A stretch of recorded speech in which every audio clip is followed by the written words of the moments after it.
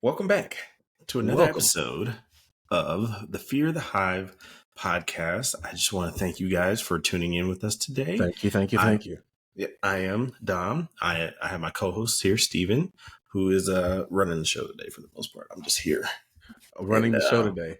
I don't have the board that makes all the cool sounds, man. So I'm just following your lead, big dog. You know, all those black sayings that we try to, use to throw compliments back and forth. I'm just following your lead, big dog. Wherever you want to go is where we going. Nah, man, it's all you, bro. It's all you. See, if you like it, I love it. I'm down for the calls. 10 toes.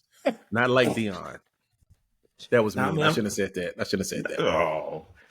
Oh yeah, that is mean. Oh, that's mean. I shouldn't have said that. But it's funny. That's what they put in the you saw it was the Oregon game, I think it was. And they had toes. He said, we stand 10 toes down, not like Dion. I was like, oh, come on. Gotta cut that man some slack.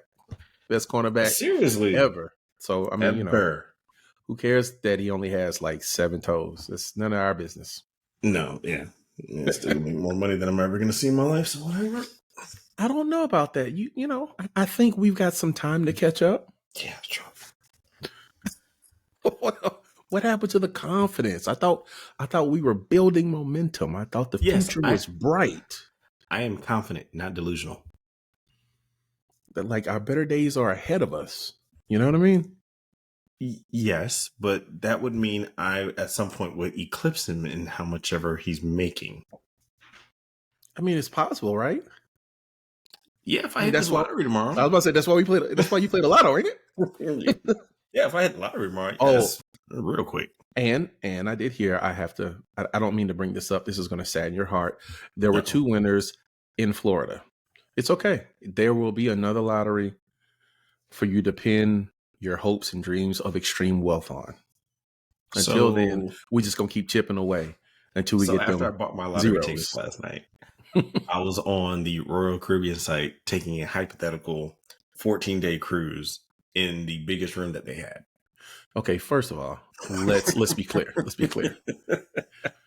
You're not winning the lottery and going Royal Caribbean. That's not how it works. Let me hip you to the game. Cause if you win in the lottery, the level of money that you have is not Royal Caribbean money. It's Cunard money. CUNARD. Let me put you up on game if you're talking about high-end boating or at least cruising. Okay. Royal Caribbean is great. Don't get me wrong. I aspire to go on Royal Caribbean with my wife, who's already been. She loved the experience. But Royal Caribbean is not Cunard. When you got a helipad for guests on your boat, not for emergencies, for guests. Okay, so part of my want in doing pretty much what I said is, all the stuff that you've done and you're like, man, I wonder, like Disneyland. It's like, all right, cool. I'm gonna get the fast pass. How much is the fast pass? No, I'm not getting the fast pass. I'm gonna stand in line with everybody else. Like all the regular stuff I've always wanted to do, I would do at that point. It's like do it on premium, right? Yeah. Yes. Okay. Yeah. Exactly. Yeah. Yes. And not flinch at the cost. Like whatever. Like, oh, the kids are hungry. Oh, they can eat at the park. Forget these sandwiches we brought. Peasants. Wow. Oh, wow. Whatever. Don't act like you never. Don't act like that. So the funny thing is, I was talking with someone and they showed me a post about like Disney, right? And apparently they were like, "Do you want to go?" I was like, "I don't have Disney money." There was like, it's only $350 a month from now until next year. You pay for the whole package, and I was like, I still don't have Disney money. That's not. It's not how it works. But I was talking with another friend of mine, and we were talking about high-end stuff, and he dropped this like humble brag. He wasn't even really trying to brag, but it was such a humble brag. He was like, yeah, when I was out on my honeymoon with my wife, the captain, he dropped anchor and the boat was in the sun. So I had to tell him to turn the boat around when we were in Sicily. Wait a minute. Let's not speed past this. You didn't just tell the boating professional right after he dropped anchor that the boat that you had contracted with was in the wrong direction, and then to pull up anchor and to turn it around. let's not speed past it. Like you didn't just say that you were off the shores of Sicily and you had to tell the boat to turn around, and he did, because that's what you do. Like, Or let's not speed past the fact that it's not like a car turning around where you just, oh yeah, I just put it in drive again. he said, here's the thing. This is after he dropped anchor. So they had to pull the anchor back up, reposition the boat, and drop anchor again. I was like, it must be nice. And one day I will have that kind of experience. But for right now, I'm just going to stand in awe of what you just said, like it wasn't a thing. You know what I mean? Even if I could, I'd still be like, nah, Henry, put the anchor down. That's cool. He was like, there was too much sun. And I was like, this got to be perfect. So I told him, I say, can you turn the boat around? And dude, he pulled up anchor. And I was like, I'm with you. Like, not just like saying it, but feeling like it was okay to say, right? If I'm on a boat and dude done dropped anchor, I'm probably just gonna let it ride too. I'm like, we'll just have to deal with the sun. My man was like, hey man, you gotta turn this boat around, man. I can't eat this high-end dinner on this boat by myself with my wife, with my new wife in this direction. You got to turn it. That's like when we go to the restaurants and my wife complains about her food before I get mine. I'm like, could you have waited until mine hit the table before you put my life in danger? That's right. All I want to know. Now I'm sitting there looking at my food all funny, like, why are you not eating? Like, I'm not really that hungry right now. I'm good. It's all about timing, isn't it, though? Oh, for sure. Or at least it seems like it. Oh, man. Yeah. That's rough. That's rough. Whew, yeah. Anyhow. But okay. All right. So as everybody says on their podcast, we're going to get into it. But before we get started, I've got to start with, I'm preparing to buy my tickets to go see Beyonce in theater. Because on December the 1st, the Renaissance tour that I did not get a chance to go see will be in movie theaters, and I get to relive it with people that were actually there, because from what I understand, most of the people that actually went to the tour are trying to go see it in theaters yet again. And I'm saying to myself, why? This woman knows how to make money hand over fist. Oh, yeah. Like, my daughter's already said, Dad, I got to have tickets. You got to have tickets. Why do you need more than one ticket? Because everybody's got to go. Who's everybody? Am I taking an entourage to this? Like, is this your birthday isn't until, March? What are we talking about here? But no, we're probably all gonna go. And add some context to that. So the highest grossing concert in theaters is Justin Bieber for Never Say Never. For now. Yes. Absolutely for now. He's got 2 months. He's got 2 months. And that's 70 million. I guarantee you. As a total run or as an opening weekend run? Lifetime gross. Oh my gosh, she's gonna hit like 50 in opening weekend. What are you talking about? Opening weekend, yes. Yeah, the deal is with AMC's first run, like it's gonna be on the biggest of screens. Mm-hmm. Man, please. She probably end up. I'm thinking she's probably end up closest, probably about 200 million. I can see that. I'm thinking 200 million. Okay, maybe that's a bit, maybe 150 million, but still, no, it's still gonna be double. 200 million is probably close. Well, her tour is the highest grossing actual tour in the United States ever. So I don't doubt that, and because it's so accessible, paying $15 versus $500, a lot of people are going to go that didn't get a chance to go, right? And it's at your convenience. It's going to be a thing. Because you're going to get the people who didn't go to the concert. No, first of all, did go to the concert. Yeah, first of all, you're going to get the people that did go to the concert but only got to go see it once. And they were in the nosebleeds. And they were in the nosebleeds, yes. And then the people that went to see it multiple times that want to see it again because it was so fabulous and to see how it was in other locations. And you get the people that couldn't go. And I like those. Those are definitely power moves. And I really appreciate that.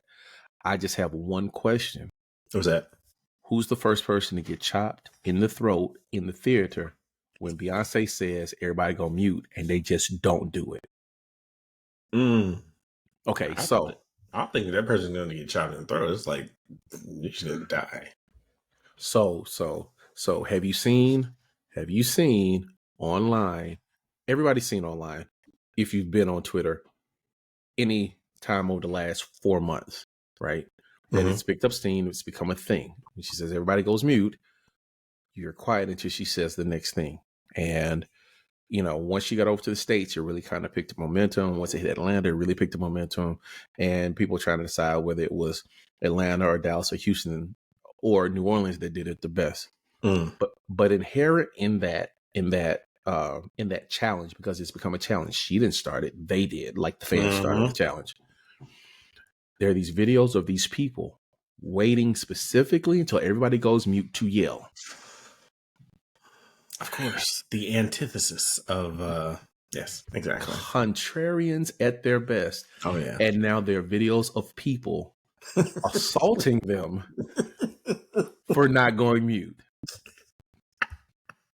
Now, I'm here to say that violence is not the answer. Sometimes violence is not the answer. But what I will say 100%. is, I didn't expect. Like, there's a video, it's a short clip of one dude getting punched in the nuts. There's another clip of this girl smacking this other girl. Like, Oh, that is good. it's insane. And it's like, why would you come to the concert and ruin that one experience? Well, but even at that, it's like, well, okay. To the fans, that is a problem because they paid all this money, probably especially for this one moment, and you paid to ruin that one moment.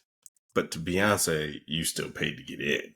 So I mean, I get it. It's ruining for fans and all that, but it's still pay for the concert. But yeah, you're probably gonna get jumped, and it's highly likely. So for anybody's safety, just don't. I'm just saying, there are things that you don't do. Like, okay, did you hear about the pranksters? The YouTube pranksters, they go around and do pranks on people in Walmart and Lowe's and stuff. Mm-hmm. I And love those like videos. 2 weeks ago, one of them got shot doing a prank in a mall. I forgot what his individual prank was, but he got shot. There was one I saw early today. He was pranking it. He was, pranking everybody, saying that his friend had kidnapped a kid. I don't know why that's a prank. Yeah, no. They got beat up, out going trying to leave a Walmart. And I'm like, that's what you get. But if you're gonna be a contrarian in that nature, then you've signed up for whatever reaction you get. Like, you can't be walking around talking about, her right there, I got her right there, and her man's right there, and not expect a reaction, right? You can't, like, these are things that you got to read the room and know when your life's in danger. Because if everybody's supposed to be muting and you yelling, you just get what you get. You know what I mean? Yeah. It's not like Beyonce's gonna stop the concert to save you. Not at all. And considering everybody in your section paid what you paid and probably bought outfits to this, I mean, I was looking at $300 tickets back when I was like, maybe I could quite possibly go. But then I was like, you got tickets, $300, $350 a piece, at $700. Then you got parking, that's another $50. So we're looking at $750, right? You got food beforehand, either at the house or dinner, right? You got, that's another, let's be conservative, $100. That's highly conservative.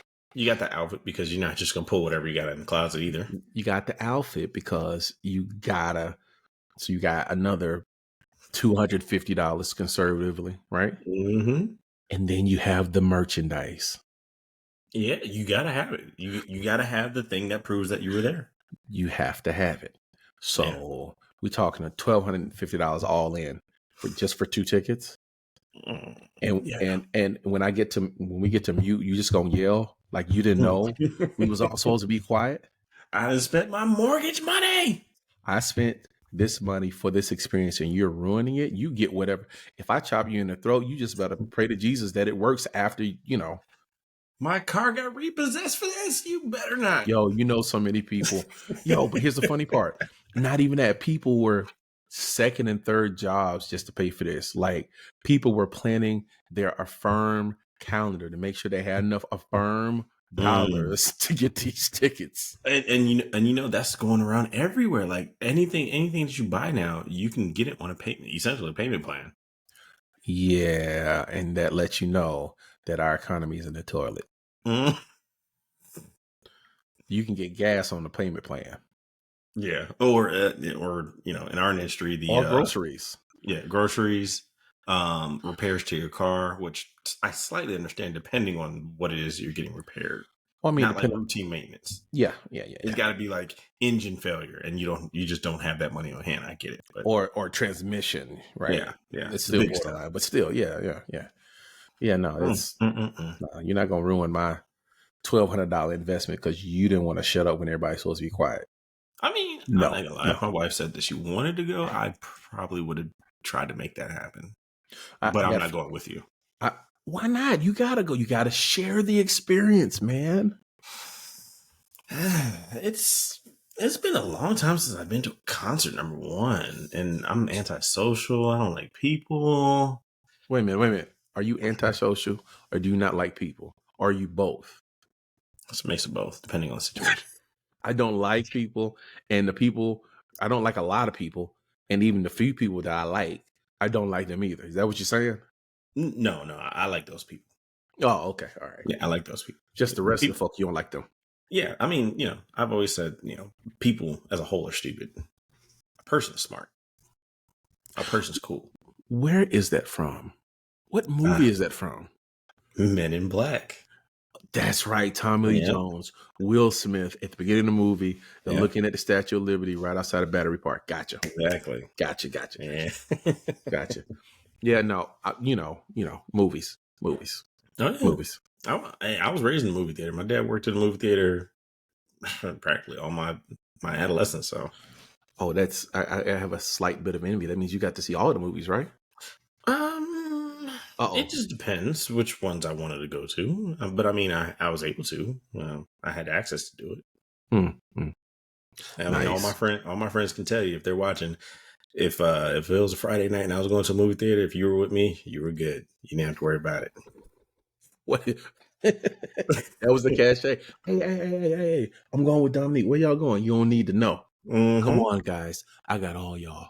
Look, because I walk in and the guys already knew who I was. I'm like, they be like, "Oh yeah, that's Reese's son. Who? How many you got?" I'm like, I got Velvet road treatment. Y'all can come with me. Oh yeah. People that's be waiting outside. I walk right past. I'm like, come on. In the age before assigned seating. Oh yes. Yes. It was such a privilege. People don't understand. Being first in line was a thing. It was a thing. Even though I will say I like being able to buy my tickets and reserve my seat, knowing that, and not having to, hey, is this seat taken? When was the last time you had to kick someone out of your seat because they didn't purchase? Like, so in the words of what's the dude? Kings of Comedy, Cedric the Entertainer. I wish. I wish you would be in my seat and I paid for that seat specifically. Yo, I've had to do it twice. Dang it. Okay, that's two more than I have because I'm hoping for it, but I get there, I'm like, all right, nobody's in my seat. All right, cool. Okay, so because, big wide dude, I gotta play dumb because I don't want you to feel threatened because I know you in my seat. So I got this whole routine I go through, right? Is this 7 and 8? Bruh, you walk up to the seat. You look at the phone, look at the seat. You look at the phone, look at the seat. You look at the other chairs and you count, act like you count, right? Because I walk up there, I know you in my seat. I know you're in my seat. You want to know why? Because I've been to this movie theater before. I'm not stupid. I know how this goes. But I walk up to the seat, look at you. I look at the seat that you're in. I look at my phone. I look at the seat next to you. I look at the seats next to it, and I start counting like I'm trying to make sure it's the right seat. And then when I get to that, if by the time you haven't said nothing to me, I got to ask you, is this the seat number? And then once I ask you it's the seat number, I'd be like, oh, man, I think we got the wrong seats. And I show you mine. Yep. so Yeah. that you can get up. Now, by the time I've gone through all of that, I haven't had anyone to like not get up, right? But by the time I show you my phone, I'm no longer playing stupid. Oh yeah, Right? yeah, But by the time we get to the phone, it's like, if you don't get up out this seat so I can order this food, yep. we're gonna have a problem. The first 30 seconds was an act. I was just playing stupid. Yeah. It might have been, you might have been trying to, see another movie you didn't pay for it. That's none of my business. I don't care how you hustling or walking. Just don't do it in my seat. That's all I'm saying. You That's know all I'm what? saying. That is very interesting that you say it. Now it starts putting together that, because I remember the days that you would go to the movie theater and just movie hop all day. I And remember that too. that's because they didn't have assigned seats. Now that they have assigned seats, it's like it makes it. Yeah, you just can't. You just because I mean, back in the day when the auditorium was full, it was just Ain't full. no seat, Like, with no seat numbers. When only, there was a seat, there was a count, right? They knew when they were at capacity and they would come in and but yeah, no, you can't. I mean, you can do it now. You just got to be smart about it. You can't. You go gotta to go a to a movie. movie. No, you go ahead. You go ahead. No, why I would? think, yeah. What, no, I want to hear what you say before I say what I'm going to say, because I think we're on the same page. You got to go to a movie that's been in the movie theater for a while. Okay, yeah. So that you know that not all the seats are full. That I wasn't going to go there. Okay. Where I was going to go is, you got to sit where people are not going to buy tickets. Oh, you mean at the front, like sitting right there? I sit middle. If I can't sit middle, I'm not gonna go see the movie. I'm sorry. You know even if it's middle high, what? I gotta be no more than 3 seats off the middle. That's just how it goes. So else I don't go see the movie. You want to know why? Because everything is calibrated for the positioning, right? Oh my God, you sound like my coworker. Some movies you have to sit farther back because you need to see all the screen at once. Some movies you need to sit closer because you need to see a portion of the screen, because that's how the movie is shot. Either way it goes, you can't be movie hopping and go sit in middle like someone ain't buying middle. Oh yeah, that's a sin. That's a cardinal rule there. It's borderline disrespectful. Oh, there's no borderline about it. It is disrespectful. You're going to movie hop into a middle seat like nobody's going to be in this seat. The first time you see someone walks into the movie theater, you got to know that somebody's got middle. Or be proactive. Go to the app, go to the theater, go to the seating chart, and see where there are no seats purchased. Yeah, that's true. That kind of hustle I respect. Modern problems require modern solutions. that kind of hustle I respect. Otherwise, you're going to get the snake face from me because you're in the wrong seats. I'm with you. Oh, man. Look, okay. So where you want to go? You want to go to Super Bowl, or you want to count today? Oh, we're going to count today. We're going to count today. Do you want to ask a question? You want me to ask the question? I'll ask the question. I don't have a problem with it. How many is 35 really? A lot. Yeah, and a little. Right. And a little. But it's a lot. Oh no, yeah, 35 is a lot. Okay, so tell the people the reference before we get into this. So Uncle Shannon, Uncle Shay Shay, he had Big Unc. He had Brittany Renner on his podcast, Club Shay Shay, this past episode. And it was already interesting because it was like Brittany Renner. Like, content, baby. Gotta have content. I get it. But it seems off and I know he's interviewed a wide range of people, but Brittany Renner really seemed far left. And not that she's not a celebrity or whatnot. And if nobody knows who Brittany Renner is, she's the female that had a baby with PJ Washington of the Charlotte Hornets. And the issue is she's like, what, 8-9 years older than him? She's like in, about to be 30, and he had just gotten the league and like pretty much cradle rock. Wait a minute. That Brittany? Yeah, that Brittany Renner. Okay, so my Brittany Renner reference is a post that says,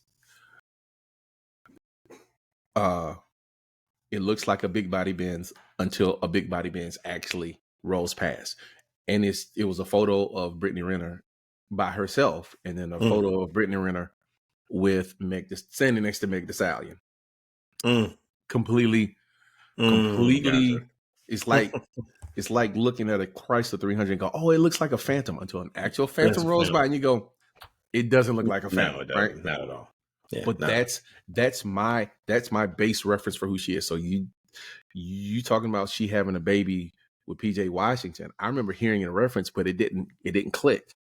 Yeah. Wow. So she's considerably older than him. Not that that's a problem. Like once you're outside of 21, I don't know exactly when they met or when they got exactly. I don't remember exactly when they met or what the age was, but that's really besides the point. But a lot of people felt like she took advantage of PJ Washington, had a baby with him, of course. So now he's part of the system of possibly having to pay child support, blah, blah. But he's also an NBA player, so I don't necessarily have that much sympathy for him because he has that money. So didn't he just get signed to Washington? I think, was it him? Let's see, PJ Washington. That'd be interesting. No, he's still with the Hornets. Still with the Hornets. We'll circle Hornets. back. We'll circle back to that because that's the James Harden conversation. At any rate, Yeah. But she had a baby with PJ Washington. Okay. Yep, had a baby with PJ Washington. They're not together anymore. Some riff happened between her and PJ, and he's got another woman now, and she says she's cool with him. But then the big part, the one that made Shannon go, was when she said, "I've got 35 bodies on me." Okay, so to be clear, apparently he did not ask how many bodies she had on her. Unprovoked. It was an unprovoked confession, right? Talking point that she offered up. I would imagine probably for some kind of content value, right? I think the whole thing felt like that. Content, man. The whole thing. I mean, no, not even for him, for her. Well, okay, so I'm not knocking anybody's hustle. No. Not in the podcast game. I get it. Not in the social media game. I get it. But as we said before, as you talked about before, when your public profile is about likes and not about authentic content, right? You got to do stuff to keep people's eyes and ears and attention on you, which means that you got to say stuff, you got to be continuously and increasingly shocking, right? And if all of her profile and her money, which is tied to her profile, is social media driven, then you got to do stuff to keep people engaged, keep people eyes on you, keep your name in the social zeitgeist. So I get it. It's true. I get it. But yeah, I mean, so let's take it there. 35. How many men, or honestly, both ways, how many people is too much for you to really consider like this person as being more than just a boyfriend or girlfriend, or is it something that's really thought about? Do people not care? Like, is it something that you can work to move past just because maybe their looks or something that they're doing, or they got money? I mean, okay, the money thing. Okay. Here's the question. Which generation are you asking that question to? That's the question. Which generation are you asking that question to? Because that makes all the difference in the world, right? If you're asking it to your generation and younger, 35 ain't a lot. Matter of fact, a number is, whatever the number is what the number is, right? There's no, hand wringing around the number, right? Especially if you are going to verbalize it, right? If you're asking my generation and older, like we talked about last week, I don't want to hear nothing about your exes. Right. They don't exist. So if you'd offer up a number like 35, you mean there was 35? Okay. Let's assume like there are 35 people that you had intimacy with before me. That could be an issue, right? For some people, it's not an issue. For a lot of people, Hmm. that would be an issue. But even beyond that, okay, so here's where, because we're making light of the number 35, right? If I would imagine if people in my generation actually kept track, which is really a bad thing, but if they actually kept track of journal, they probably have 35 too. Let's be real honest Mhm. about the situation, right? And Hey, I that's and mean, that's Will that's Chamberlain what's had hundreds. and it's from the married and the unmarried and the married ones, right? Right. The ones whose body count went up after they got married. Mm. We not even gonna go there. We ain't go there. But Mm. the the issue isn't the number, right? I tell people all the time about relationships, about being with one person for a while.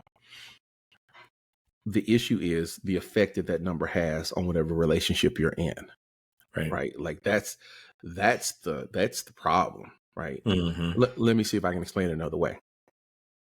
If you've ever had owned, used for an extended period of time a muscle car, Hmm. it changes the way you look at vehicles, or an electric car. It changes the way you look at vehicles. And Right. inherently and reflexively, you compare every vehicle after that to that vehicle. Okay. Right. That's just the very essence of human nature, right? And that's when you're not trying to be malicious, you're not trying to be discriminatory. It's like you're not trying to be anything. It's just you're comparing this because of the experience that you had. When you Right. start talking about a relationship, you got 35 other experiences to compare this to. Well, and that's just the number of different people, not even the act of yeah. So that, yeah, you start multiplying that. That's, look. I'll just put it like this: 35 people. If I was in the single category and I was dating somebody and 35, it depends. There's a lot of variables that that I'd have to consider, but definitely one of them. Hey, what you want? A pizza? STD test? Sushi? Wow. No, man, no. I ain't going I mean, I That get it. has that ha- I get it. I get it. it would But have to be somewhat, at least at one point during the well, relationship. okay. So you would hope that if someone's willing to provide you that information, responsible enough to know the number, first of all, let's be clear about this. Responsible Hmm. enough to know the number, because there are quite a few people that don't know what their number is. Right. Some because they never counted, some because even if they tried to count, they couldn't because many of the experiences happen when they can remember them, right? Hmm. Right. But someone responsible enough to know what their number is, you would hope is someone that's responsible enough with their sexual health to make sure that they are tested and taken care of, right? You would You hope would, so. yeah, you would assume that. And so, you'd have that conversation, but I'm hoping that a generation that looks at that number and goes, "Oh, that's not a big number," is a generation that's responsible enough to make sure that that big number isn't one that adversely affects their health in Hmm. their life, right? Because Hmm. I mean, if that's not going to be a big number to you, then you need to do what's necessary to make sure that it's Right. not a number that kills you, Right. Oh, for right? sure. Absolutely. I mean, nobody should play with their health. I mean, that's just a PSA for anybody. Like, hey, look, if y'all out there wilding, hey man, every once in a while, at least go get tested or something. Yeah. So, but I don't believe that. I don't believe that that kind of experience is beneficial to one's future relationships. I think it hinders. Let me Hmm. put it another way. I'm sure that it hinders one's future relationships, right? Yes. And people will disagree with me, and that's fine. You disagree all you want. Um, Life experience of people that of my life experience and from people that I know that it hinders, right? Hmm. And whether you see it or acknowledge it or not is beside the point because it does. And so, you know, we're not being prudes here. Like Hmm. that's not where we are. It's just that Hmm. from this point in our lives, we get to look back on things that we would have that would have not concerned us when we were younger, and we go, that's probably not the best of things. Or if I were younger, I wouldn't make those mistakes again, or those kinds of decisions again. Even if you don't Hmm. consider them mistakes, right? There's nothing worse than, dude, okay, so I have a muscle car. All right. I have a 21 Charger GT. It doesn't have the Hemi engine in it because Hemis only get 7 miles to the gallon in the city. And all you Hemi drivers are absolutely insanely nuts. I Hmm. got I've got the Pentastar, which still is 305 horses. It looks like it's a Hemi, it looks like it's the Hemi one, and it moves from 0 to 60 almost like it's a scat pack, right? It's a Mm-hmm. second off, right? I can still hit 130 or 145 if I really wanted to. Never done it before. Don't plan on doing it, but if I wanted to, I could. It's a muscle car. Anytime I drive any other car, it's just not the same. And as much as I might love my next car, I know that if my next car doesn't have the same kind of muscle car feel and sound, I'm not going to love it as much as I would have if I had not have the car that I currently have, right?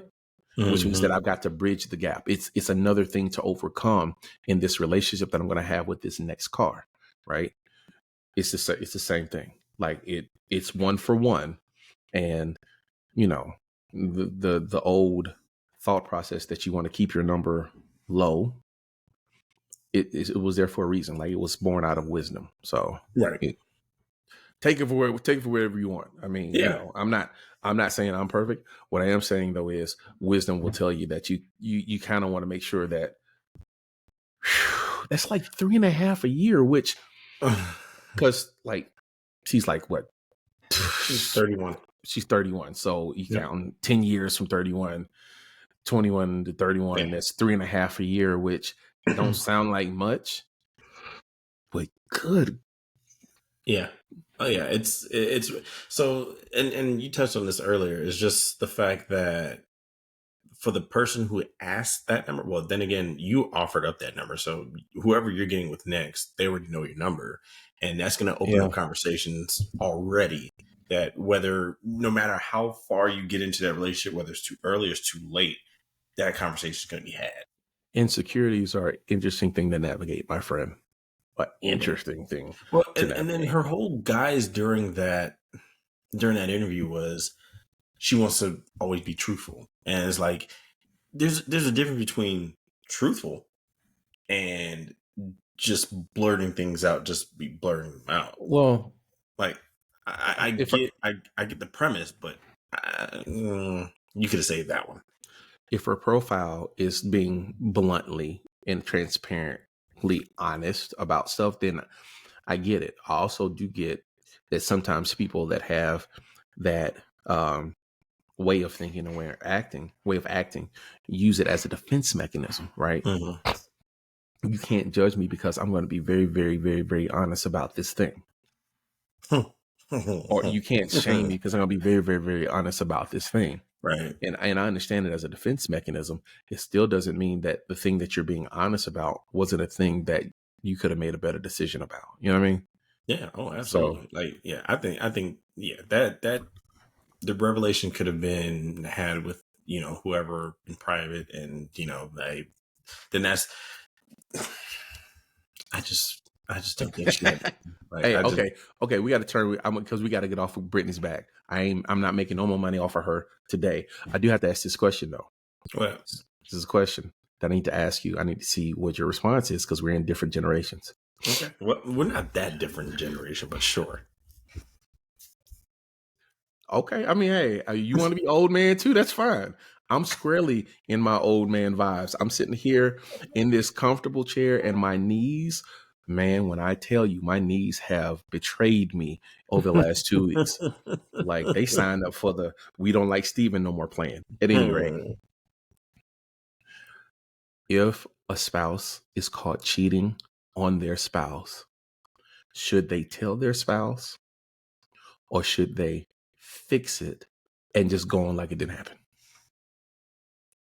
Wait, you said so? If a spouse has If got, if a if a spouse, someone uh, that's married, uh, cheats on their spouse, uh, would you expect that spouse to confess it and work through that in the relationship, uh, or fix it themselves and carry that going forward? oh, Jesus, that's a heavy hitting question, man. So I sign up for the I don't know what I don't know. Yeah. And that's kind of my premise. Like I I don't think about things that I don't know. And I think that's with anybody. If you don't know somebody's doing something, you're not going to think about it. But it's on that person if they feel the conviction enough to want to tell you, that is on them. Mm-hmm. You know, that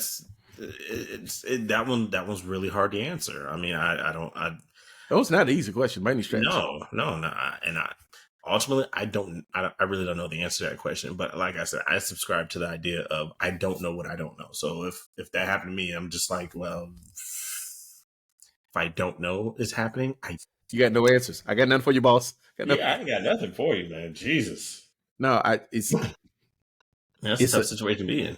it's well, okay, so because a lot of let me not say it like that. If a spouse cheats on the spouse and they feel like they have to tell the spouse, right? Some of it is to work the relationship. Some of it is self-serving, right? Because you can't carry Mm-hmm. this, Right? right? Yeah. And when I was younger, like I went back and forth between don't tell me. I don't need Mm-hmm. to know. Because if I don't Mm-hmm. know, I don't know. And if I do know, then I can't act like I don't know.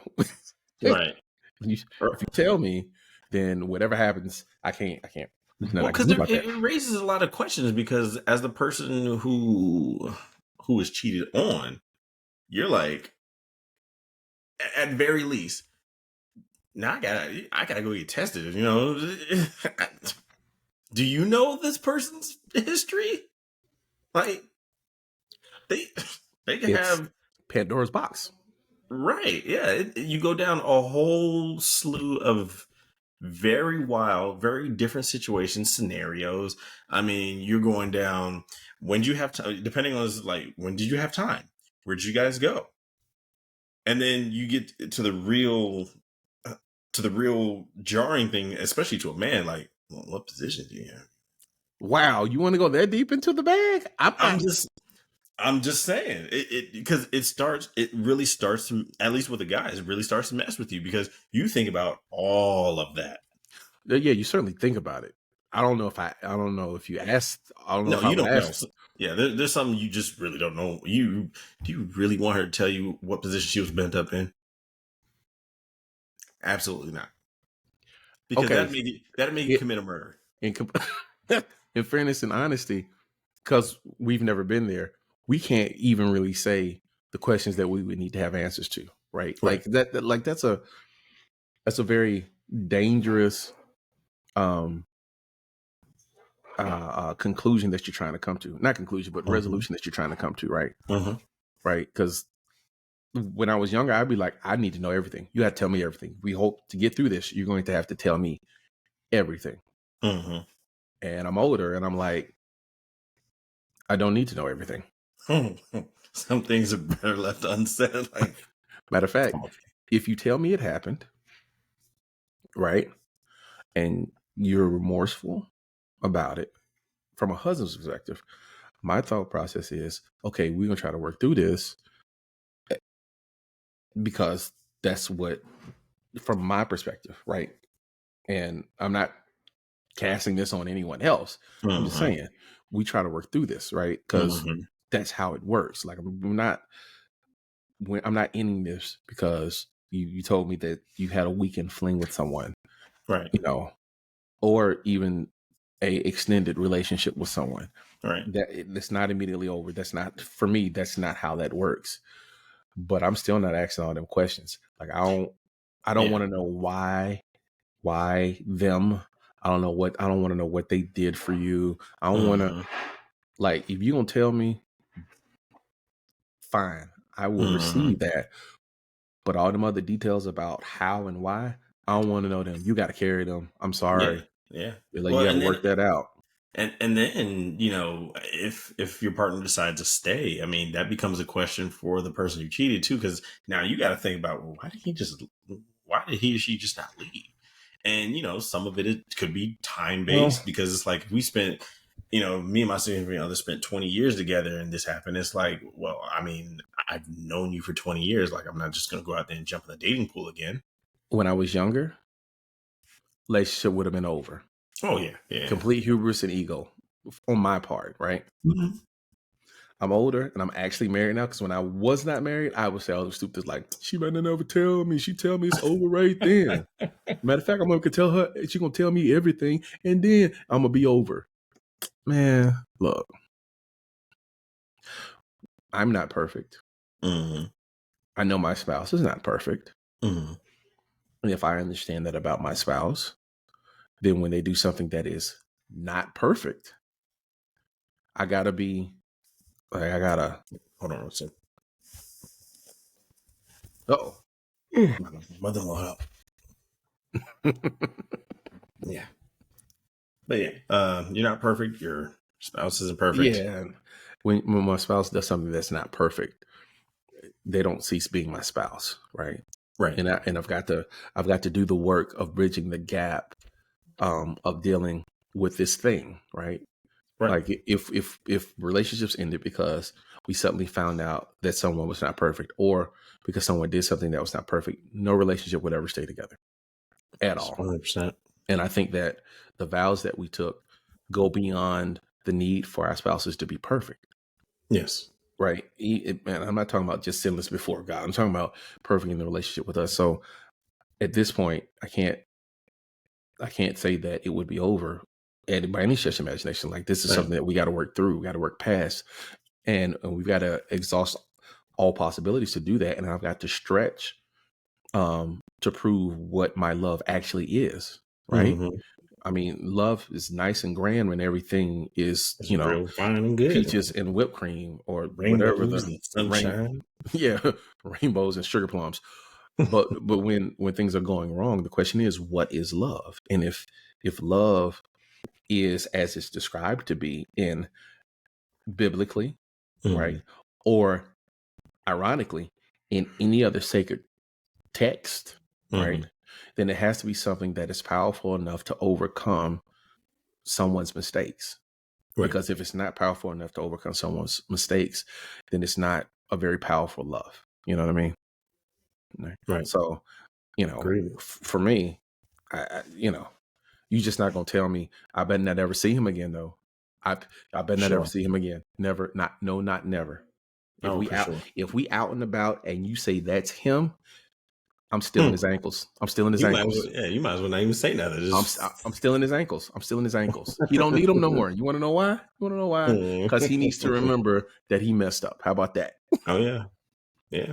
Steve, it's you gonna steal his ankles? You seen Saw? It's all good. Tourniquets. Ooh, Moving on. Tourniquet. Moving on. No. Look, I tell you what I'm excited about. I'm excited about the Super Bowl. The Super Bowl? What? Cowboys are finally probably maybe gonna make it, or no? Okay. The Super Bowl. The Super Bowl. I am still delusional, but that's not why I'm excited about Super Bowl. The Super Bowl halftime performance. Yeah. Oh yeah. This is a big one. Did you see the video for the announcement?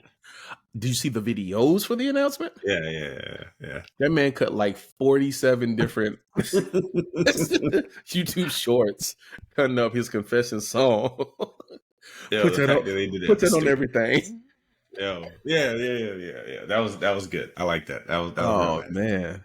Because I think I watched the one with Dion was telling him. that was a good one. That was dope. They say the Marshawn Lynch one was dope. I didn't see that one. Oh yeah, I saw that one too. Everything Marshawn is in is dope. Everything that he does. When you get done, I need for you to Google Marshawn Lynch Amish. What? Now I'm gonna tell you this: you don't have to be a fan of Marshawn Lynch right now, but it's hard not to like that man. First of all, he's intelligent. Yeah, let's start there. He's a Hall of Fame NFL running back, and he's authentic to a fault. Yeah, I was just about to say he's authentic all the time. He's never not Marshawn. Yep. And they got this man from Oakland. He's from Oakland. He's from Oakland, right? Yep. From Oakland. He talks like he's from Oakland,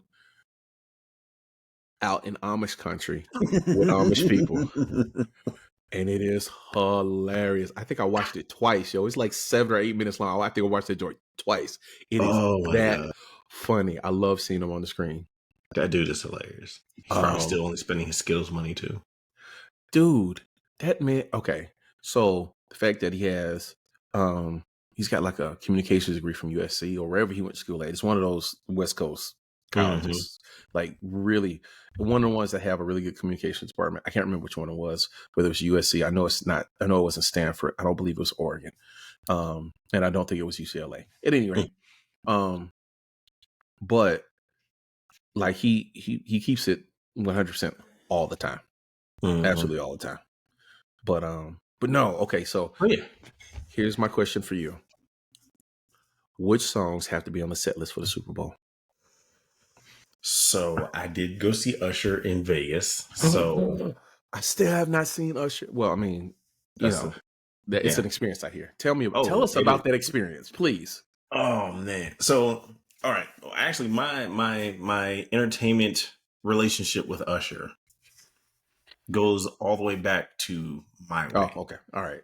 Yeah, yeah, yeah. Okay. So, so when before he would like really blew up on My Way, he came over to Germany and did a concert. And Oh, okay. my dad's friend, who was I forget, I believe he was like a promoter or a manager or something like that. Like after the show, honestly, we were just sitting with Usher. Like he had a gym bag ready to go back to the hotel and everything. We were just sitting Hmm. and talking with him. And I Cool. remember that for the longest. And that just, now look at the scene where he's what he is and all that. I really take note of that experience because it was like before he was really Usher and had all the hits and whatnot. He was just cool. We were just sitting on bleachers, and I was a 6-year old kid or 6 or 9, one of the two, and just hanging out with him. But then also when he did come out with the Confessions, we went to his concert Okay. there, Yeah. and then fast forward to we went to Vegas, and that was a whole experience. Like I'm gonna, you know what, for you guys, I am going to put up the videos that I took from that experience. I'm gonna put it up on the channel. But yeah, it was like nothing I've ever experienced. It was like going to a barbecue, and the DJ was Mm. playing like all the old songs before Usher came out, and it was just everybody just vibing, it was, oh man, it was so great. Except for this one lady who almost jumped off the freaking balcony, but if she would have ended herself, we would have had to just keep going and then do whatever we had to do after, because you're not stopping this. I came all the way from Charlotte, North Carolina to come see this, and I'm gonna go see it. Sorry, whatever. But yeah, it was a great experience. He put on a very good show. He hit all the major songs, and what's crazy is it wasn't until after we get back to the room, it was like, man, he didn't sing that. He's got Dang. so many Yeah. songs. He's got so many songs, man. Like, So like for me, my most favorite Usher song, and I'm not sure if everybody has heard it, is called Seduction. Yo, it's on a that playlist, baby. It's on the playlist. it better be on. Oh It's on the my god! playlist. But yeah, so for him to perform at the Super Bowl is gonna be awesome. I know he only gets what, 14 minutes. 15 is like 15 minutes. It's from start to Okay, so finish. It's like 15 15 minutes. minutes. Whew, that's gonna be a lot to squeeze in there. So he's probably gonna do all the major hits. But then the question is, does he do "Love in This Club" with Beyonce? No, okay, Beyonce's not gonna be there. She's not gonna be there. She's done Super Bowl twice. But Jay-Z is also the person who curates the music for When the she NFL and Super Bowl. when she does Super Bowl again, if she ever does it, I think she's bigger than Super Bowl at the moment. So I don't think she's ever gonna do Sure. Super Bowl again. But if she ever does it, it's just gonna be her. It's not gonna be. She doesn't Mm, need the Super Bowl anymore. mm. Um, Well, yes. I I mean, feel you in that. No, I with feel you. when you go 50-50 with AMC on a concert that you just sold out the Yeah. entire world on, you're bigger than Super Bowl. I'm sorry. Yeah. I mean, she's a marketing genius. I mean, the last one went with Netflix, and I'm sure she got paid buku money. So Oh yeah, yeah, I no, get she got paid big money for that. But it. okay, so there's gonna be two slow songs. Has to be two slow songs. Okay, so research for this, I went back and I looked up the best, the rankings of the best Super Bowl performances. Right, Okay. right? First of all, to see how long their time is. They got between 14 and 15 minutes, right? Okay. Depending upon who the artist is, right? Lately, it's been around 14 minutes, 14 and a half minutes. Sometimes it went over 15 minutes, but generally speaking, got about 14 to 15 minutes, right? Okay. And, you know, of course, Beyonce and Bruno and Coldplay and U2 and Michael Jackson are like, they're the best ones, right? I don't count the Rihanna one. It was okay. It's not top 10 for me. I think some are a little bit higher than people would expect. Like the Katy Perry Missy joint was really high for me. But you got Prince, you got Beyonce with Bruno and Coldplay. You got Michael Jackson, I and think you in got recent times U2. Bruno's top for me. I was watching them going, I got to see him in Vegas. Like he comes back, he's in Planet Hollywood in Florida, like the first week of December, but them tickets are like $1,300. What? The tickets like them the nosebleed, the 400 seats are $1,300. I was like, maybe back to Vegas, right? He'll be in Vegas the week of Christmas. I'm gonna see. Hopefully, I can go see him because I'm a really big Bruno fan. Yeah. At any rate, he's gonna have 15 minutes. He's got to have 2 slow songs because almost every Super Bowl halftime performance going back for the last 10 years, 13 years has 2 slow songs, right? Everyone. At least 2. Most of them only have 2, right? Because you got to keep it up tempo. And it's not being a full song. You know, you're going to get about 90 seconds worth of a song. So really speaking, you're not going to get 15 songs. You're probably going to get 9, right? You get 9 songs, give or take. Because some songs you only need 10 or 15 seconds of to get the essence. But I don't see him doing Seduction, unfortunately. No, it's not top. So no. I see him doing Yeah. Oh yeah, you have to do that one. He's got to do Yeah, right? Yeah. He's got to do Yeah. Love in This Club. I'm thinking maybe Love in This Club. He's got to do Oh My God. He's got to do Oh My God. You know he's got to do Oh My God. At least a version of Oh My God. Yeah, because it has if you're gonna do the Super Bowl, you have to do up tempo pop songs, like stuff that people heard like all around the world. Yeah. I mean, I want him to do You Make Me Wanna. Just you got to do that one. You like that. I really hope to either You Make Me Wanna or You Don't Have to Call. One or the other, right? You know he's gonna do his new song, right? You know he's gonna do Girlfriend, right? I would like to see him do a verse of Caught Up, right? Yeah, I mean, what about Come Through? I don't know if that's gonna make the cut, man. You know what? That's summer song, so probably not.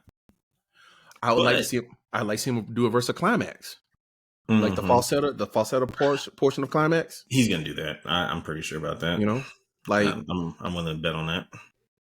And I really don't want to see him with Alicia Keys on the stage with my boo. I'd rather not see that. I don't even really need to see any of his collabs. I could see Usher for a full 15 minutes and that would be it. You know what I mean? Yeah. And honestly, that's what the Vegas experience was. I mean, it was all him. And, I don't think he sung any of the songs that he had collabs with.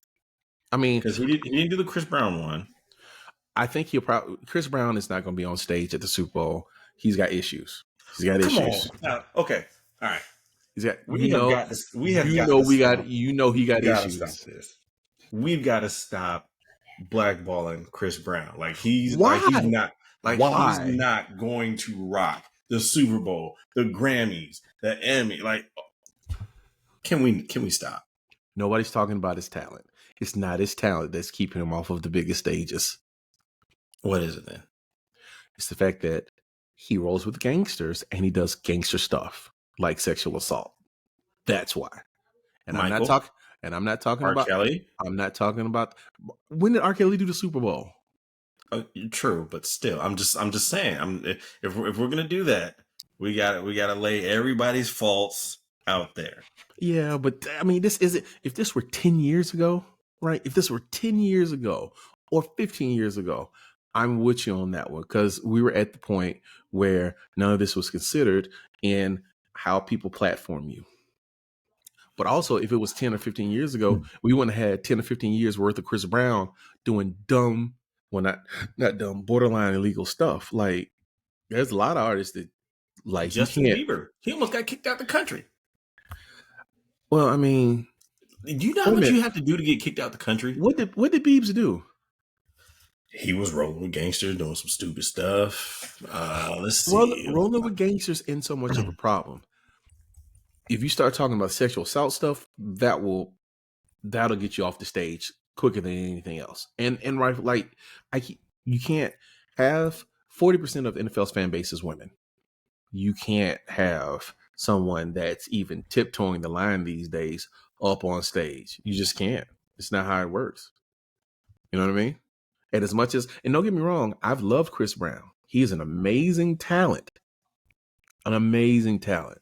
But R. Kelly is an amazing talent. And I loved him at one point as well. And first time I heard R. Kelly's song in like 10 years, first time I played it for myself in like 10 years was like 2 weeks ago. Right. And I was like, oh man, this music is so, I got to cut this off. I got to cut this off. You know what I mean? I played Step in the Name of Love. I played Happy People. And then I played the remix to Ignition. And I was like, I got to cut this off. I could do it. I mean, I get what you're saying. I mean, like, okay, Jennifer Lopez, she hasn't had like, a lot of issues, but like, she's got more rings than the Cowboys do at this point. So, but that's not the same. I'll put it like this. With Michael Jackson's profile in this climate, he wouldn't have made it on the stage. You're right. And he wouldn't have been on stage. I hope people understand that. You know what I mean? Like, this is a different climax. I mean, different climate, right? I guess. Like, Drake talks about it. There's a song that I listen to frequently. It's called Lord Knows with Drake and Rick Ross, right? And he talks about the fact that, the greats that came before him rarely had to deal with the kind of scrutiny that he has to deal with, which makes his run of being 17 years on top ridiculously insane. And it's so very true. Like, we talk about Michael Jordan as being the GOAT, and he is, or he is GOAT 1 and LeBron is GOAT 1A, or vice versa. But I'm gonna tell you what wouldn't have happened if Jordan lived in this day and time. We wouldn't be having a GOAT conversation, because he would have been suspended, much like John Morant was suspended for conduct detrimental to the league.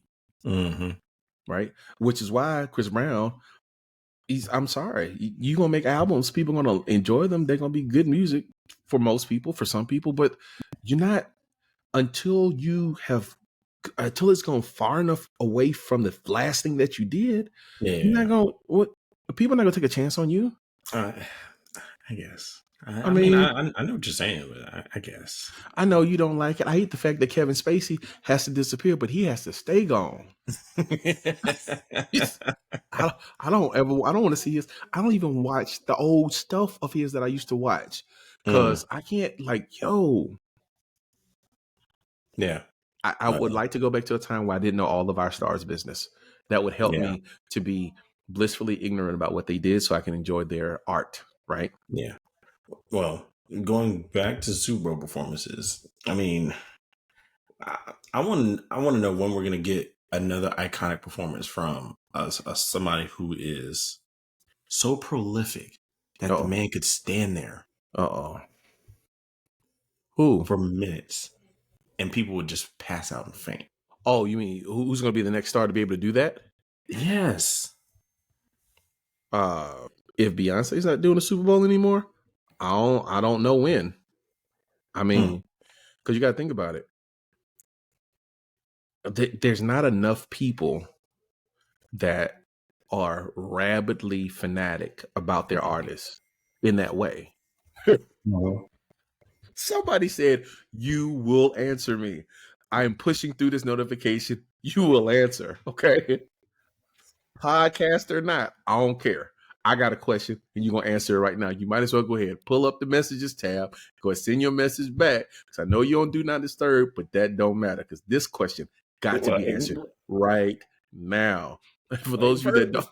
Like the first one I let go, I was like, okay, whatever. The second one was like, all right. The third one's like, who cares about your little podcast? I got a question that needs answered right now. Right now. Where did I put the Campo Finite? That's what I want to know. That's what I want to know. You better tell me right now, or else I'm gonna keep pinging you until you tell Hell, me. I almost had a Kevin Hart moment. Like, Yo, I love it. Absolutely love it. Oh, this is the struggles of a married man. The struggles of a married man trying to deal Jesus, with the people in his life. Yo, yo, like, yo. like I'm trying to be taken serious here. Before he hits the record button, he goes out there, all right, we get ready to record. I'll be back in a couple hours. Everybody's fed. Everybody's watched. Anybody need anything? No? Okay, good. I'll be back. Try not to bother me. All right. If you need 911, bypass my phone. You will answer me. And you will answer me now. You better go ahead and type back. Because it's gonna happen again. I just hit high alert, man. That's even worse. That's even worse. You want to know why? Because they can hear it ding on your phone. You know, they can hear it ding. They heard it ding, and they know that you got it. So when they send it again and it don't ding, you're gonna have to have that conversation. So you had my alerts now? Look, I will look at them right in that right here. I won't even turn around. I'm just looking like, oh man. I'm looking you dead in the windows to your soul. Yep. yeah, that was a problem during the pandemic, working from home. Like, my kids would just come to the door and just stare at me. It's like, I know you see me. Like how what was it in I Am Legend? Just be at the window like the aliens, like, just breathe it all hard at the window. Yeah, it's like, you psycho. Look, I'm doing something real quick. Like, and my daughter had she had like a sixth sense for whenever I was on a meeting. She would never pop up until I was on a meeting. Never. Whenever I had a meeting, I would look up and she's there. And I'm like, how? Because she could sense that your attention was elsewhere. It's this uncanny ability that children and spouses have. And I can't even front. As a spouse, I do it sometimes too. Like, I don't be bothering my wife like all day. Then she get on like a Zoom and I be like, hey babe, where the rest of the soap at? Where it's supposed to be. Did you see I'm on the Zoom? Yeah, but you muted. Cause you talking to me. Yeah. Oh, my bad. I will say, as a spouse, that's probably one of the fun things about being married. Is like, I haven't bothered my wife today. Yo, there's this whole section of reels of people that are annoying their spouses, and I love it. I send it to my wife. I send it to her to let her know what I could do, and that I'm not doing it, so that I can get brownie points.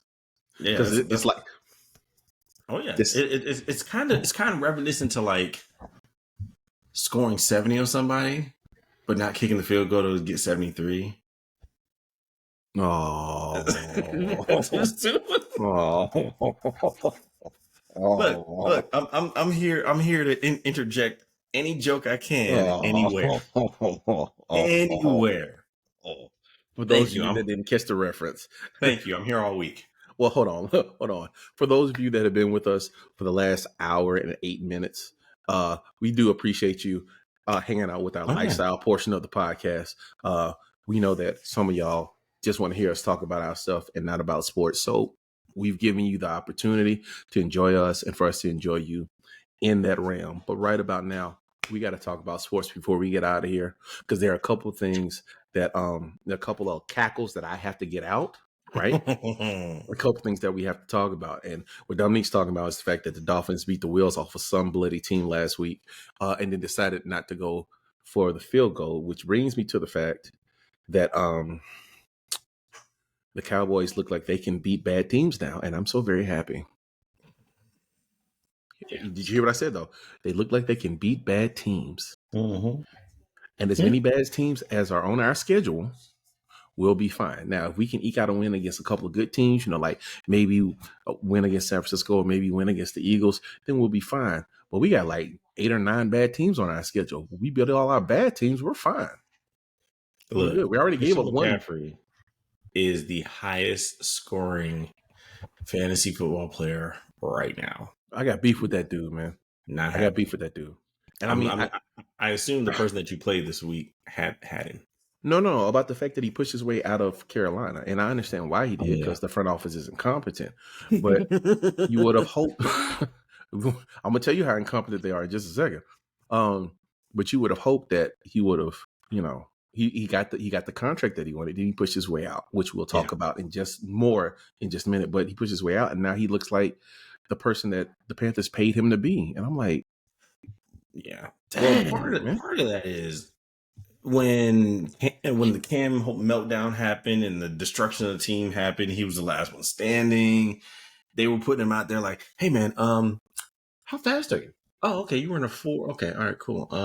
You think you could throw the ball to yourself?" That's pretty much what they said, because that offense was all him, and he got hurt. I mean, And the shelf life on a running back is already not that high. The offense that he's in right now is all him. I mean, okay, let me not say it like that. But I mean, come on, man. Yes, he's a big part of the offense, but it's not 100% him. If they had to throw a pass here and there, they probably could manage to do that. The Panthers cannot. Throw it where? To the side? Have you watched the 49ers? Probably give you 2 or 3 passes down the field. Otherwise, they run the ball. That was a problem. I appreciate what they're doing. I hate the fact that nobody can stop the way that they run the ball.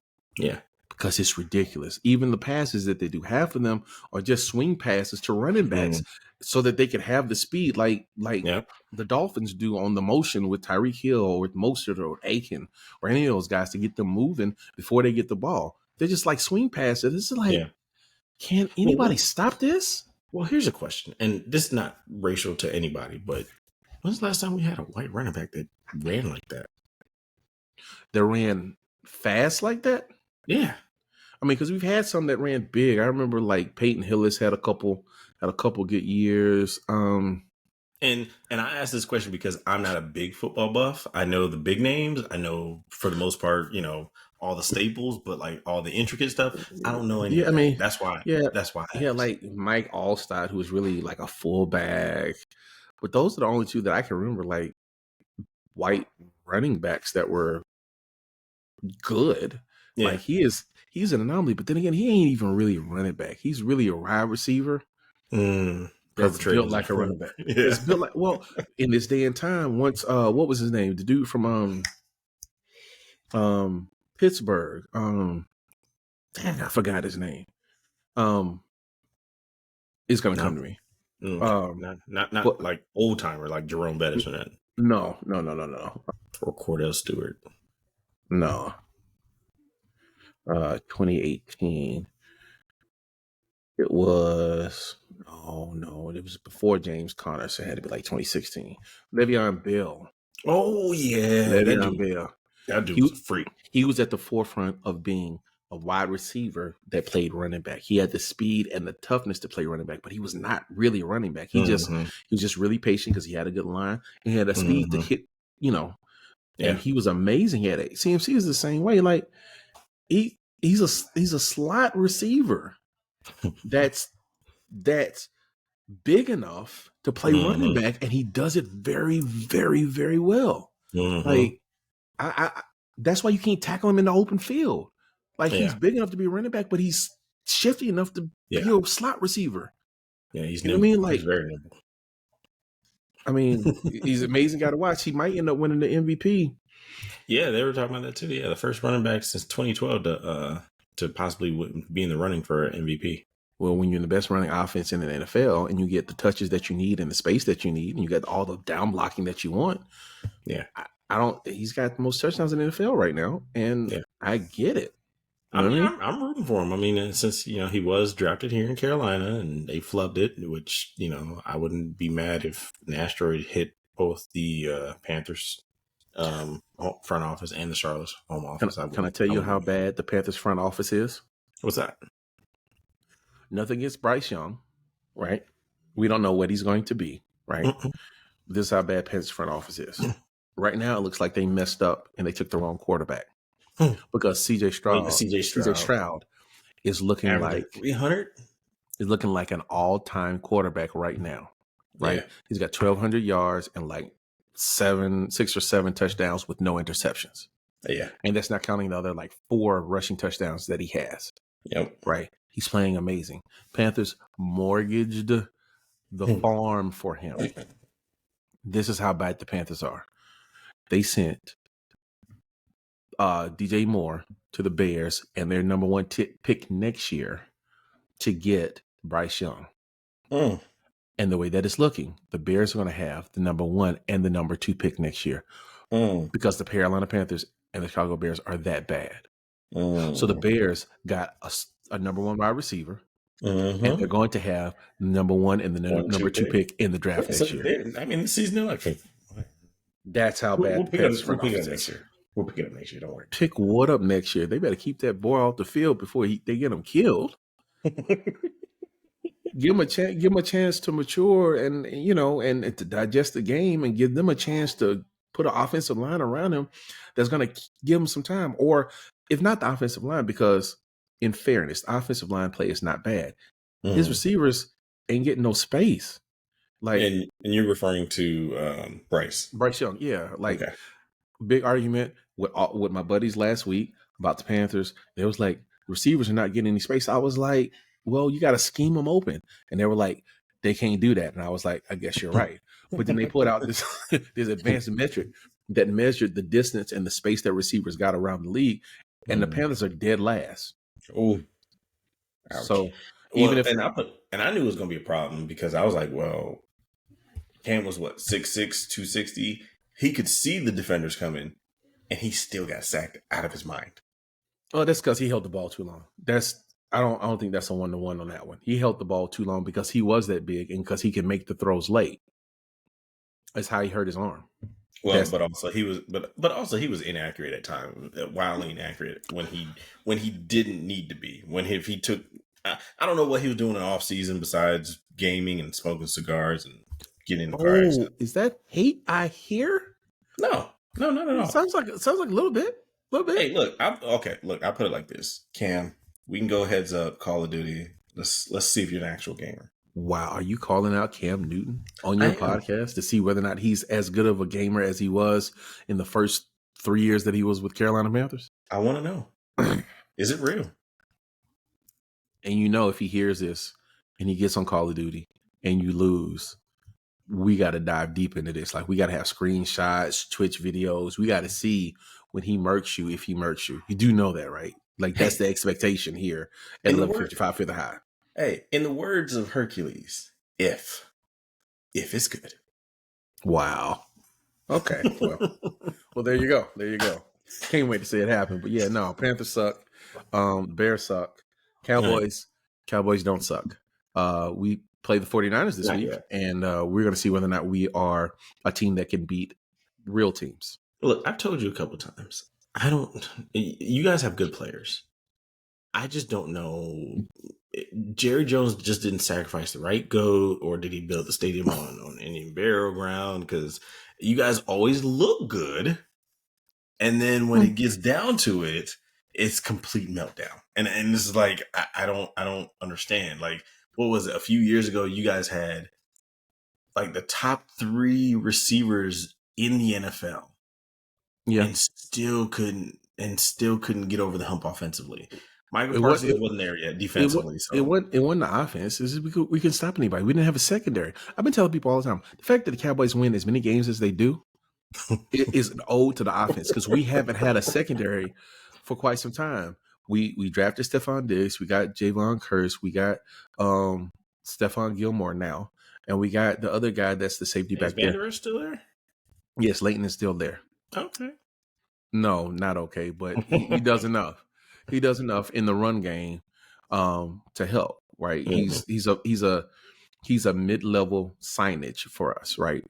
He's not Pro Bowl material, right? Mm-hmm. He's not bottom of the bar. He's a mid player, and he plays well at times. But we got 2 Hall of Fame cornerbacks on the field right now. Well, if we can we don't have 2 now. We have 1 now because your boy's hurt. Stephon's hurt.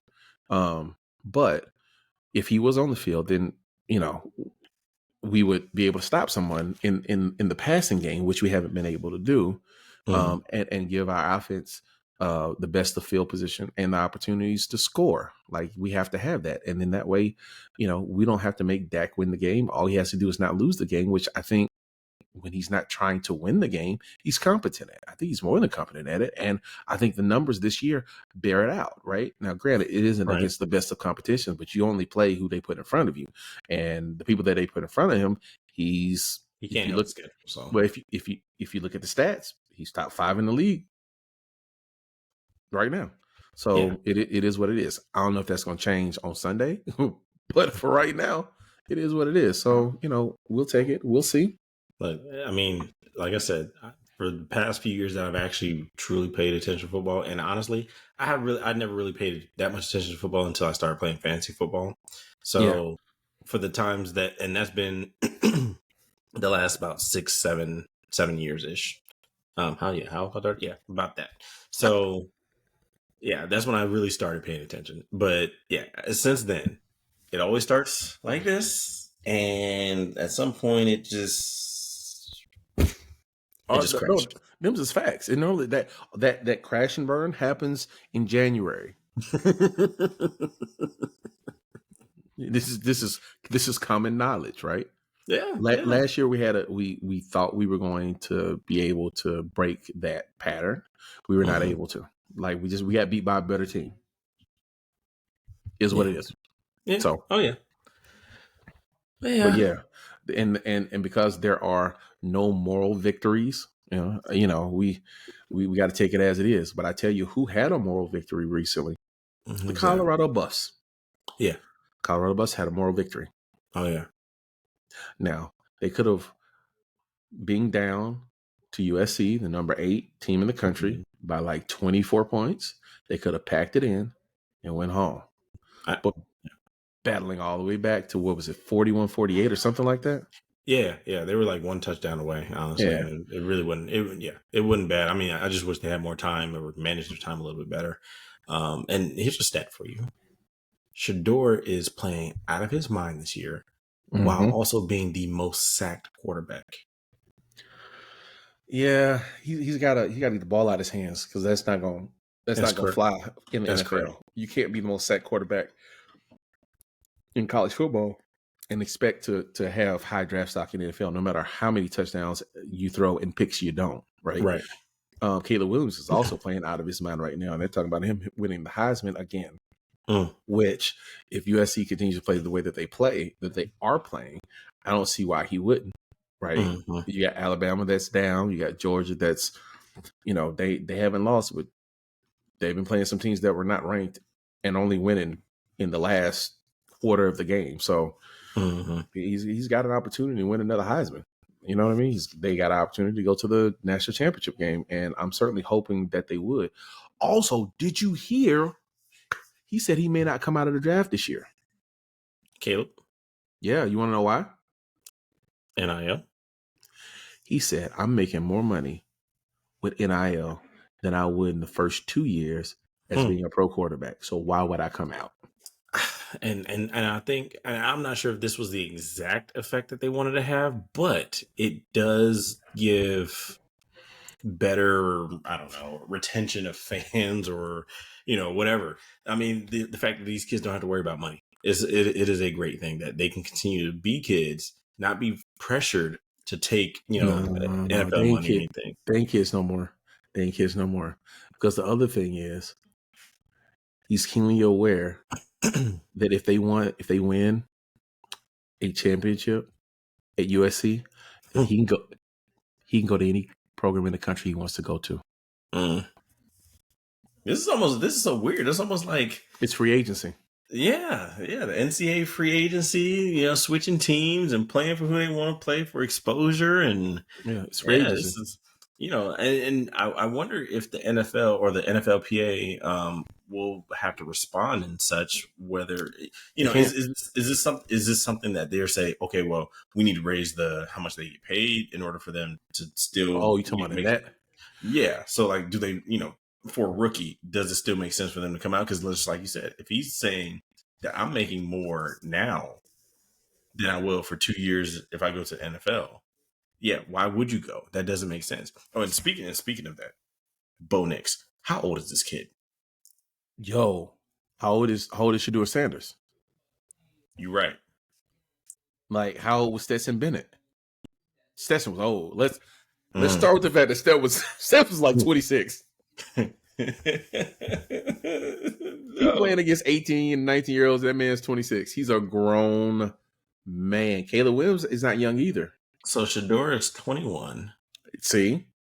How old is his brother Shiloh? 23, Shiloh. I believe.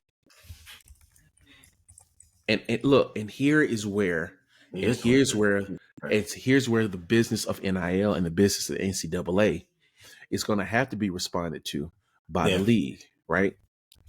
Now, with you didn't used to have 23-year-old players, right? That were good in college, right? But now you got these household names, and granted, the NFL is going to get household names out that they can market around because these kids are willing to save 3 and 4 and 5 years. You get that. If you graduate on time, you get that extra year, right? But they coming out at like 23, 24. Yeah. Right. If Shador doesn't come out this year, he comes out next year, he'd be like 22. Yeah. Right. Yeah. That's you're right. That's a lot different than coming out when you're 20, right? Less years you get in NFL. And if these kids get hurt on the field in college, you got to think about I don't know how this plays out. I really don't. And I'm hoping that someone does, and that someone has a plan for making sure, that, people are compensated for fairly, which they're really not now. They're getting paid, just not in the way that they should. Right. Yeah. But I'm hoping someone has a plan so that. Well, did you know that what's that kid that had that heart attack on the field? Not Bronny. It was during basketball season, and he switched schools and almost won the championship. I forget what school it was, but essentially what happened is they have insurance on all the kids. So if something like that happens, they're able to walk away with whatever the dollar amount is, or decide to play again. And I mean, granted, it's not like life-changing dollar amount, but I think for him, it was like 1.2 million or something. And then just to be able to walk away from the game and say, all right, I'm done. Well, I mean, with NIL, it would have to at this point, right? Right. You got to insure yourself against future losses. You know what I mean? Yeah, absolutely. I don't know. It's a far cry from what I remember football to be in the NFL and in college. Well, do you think with these NIL deals and the kids deciding to stay longer, will they be more developed for when they get into the NFL and have and be a better quality player and be able to be, starting and actually be competent in that? Yeah, I do. Particularly in your skill positions, your quarterbacks, and your wide receivers and things like that. But being better outside of quarterbacks, right, which you kind of need the years to be better. I'm not even sure if that they'll have more experience. I'm not even sure if that translates into the NFL, right? It may or may not translate into whether or not they're going to be as good in NFL as their college career is. But what we do know is the durability and the mileage on their bodies is going to be there, right? Which is why you're not going to have any 21, 22-year-old running backs in the NCAA going to the NFL. They're probably going to start to not take them because you've run so many, they don't want to pay running backs as it is, right? They don't really want to pay. The running backs probably on the position that they're not paying in the way that they used to. But at some point, you got to think to yourself, youth is a part of the asset, right? And when it's no longer there, then how do you parse that? Especially if kids are not coming out to their 23 or 20, 22 or 23. That makes sense. That's old, right? Yeah. I remember when, you come out after your sophomore year, your freshman year, you can't come out. Your sophomore year, you can come out. And if you're good enough, you come out, right? If you were not so good and you had to stay, you had a good senior or junior year campaign in your fourth or your fifth year, you come out when you're 21, right? After your fourth year, or maybe 22 after your fifth year because you redshirted a year or whatever. That, these prospects, it's old, man. And you got, you think about it. Caleb Williams is, how old is Caleb Williams? Now I got to Google it, right? Caleb Williams, I want to say he's 21. Yeah, he's 21, right? He's 21. He's playing against 19 and 20-year-olds, right? And I know it doesn't Mm-hmm. sound like a lot, but he's 21, having played a year in Oklahoma and a year at USC. Yeah, well, but here's like when I was talking about Bo Nix, like this dude, he took over for Cam Newton. Yeah.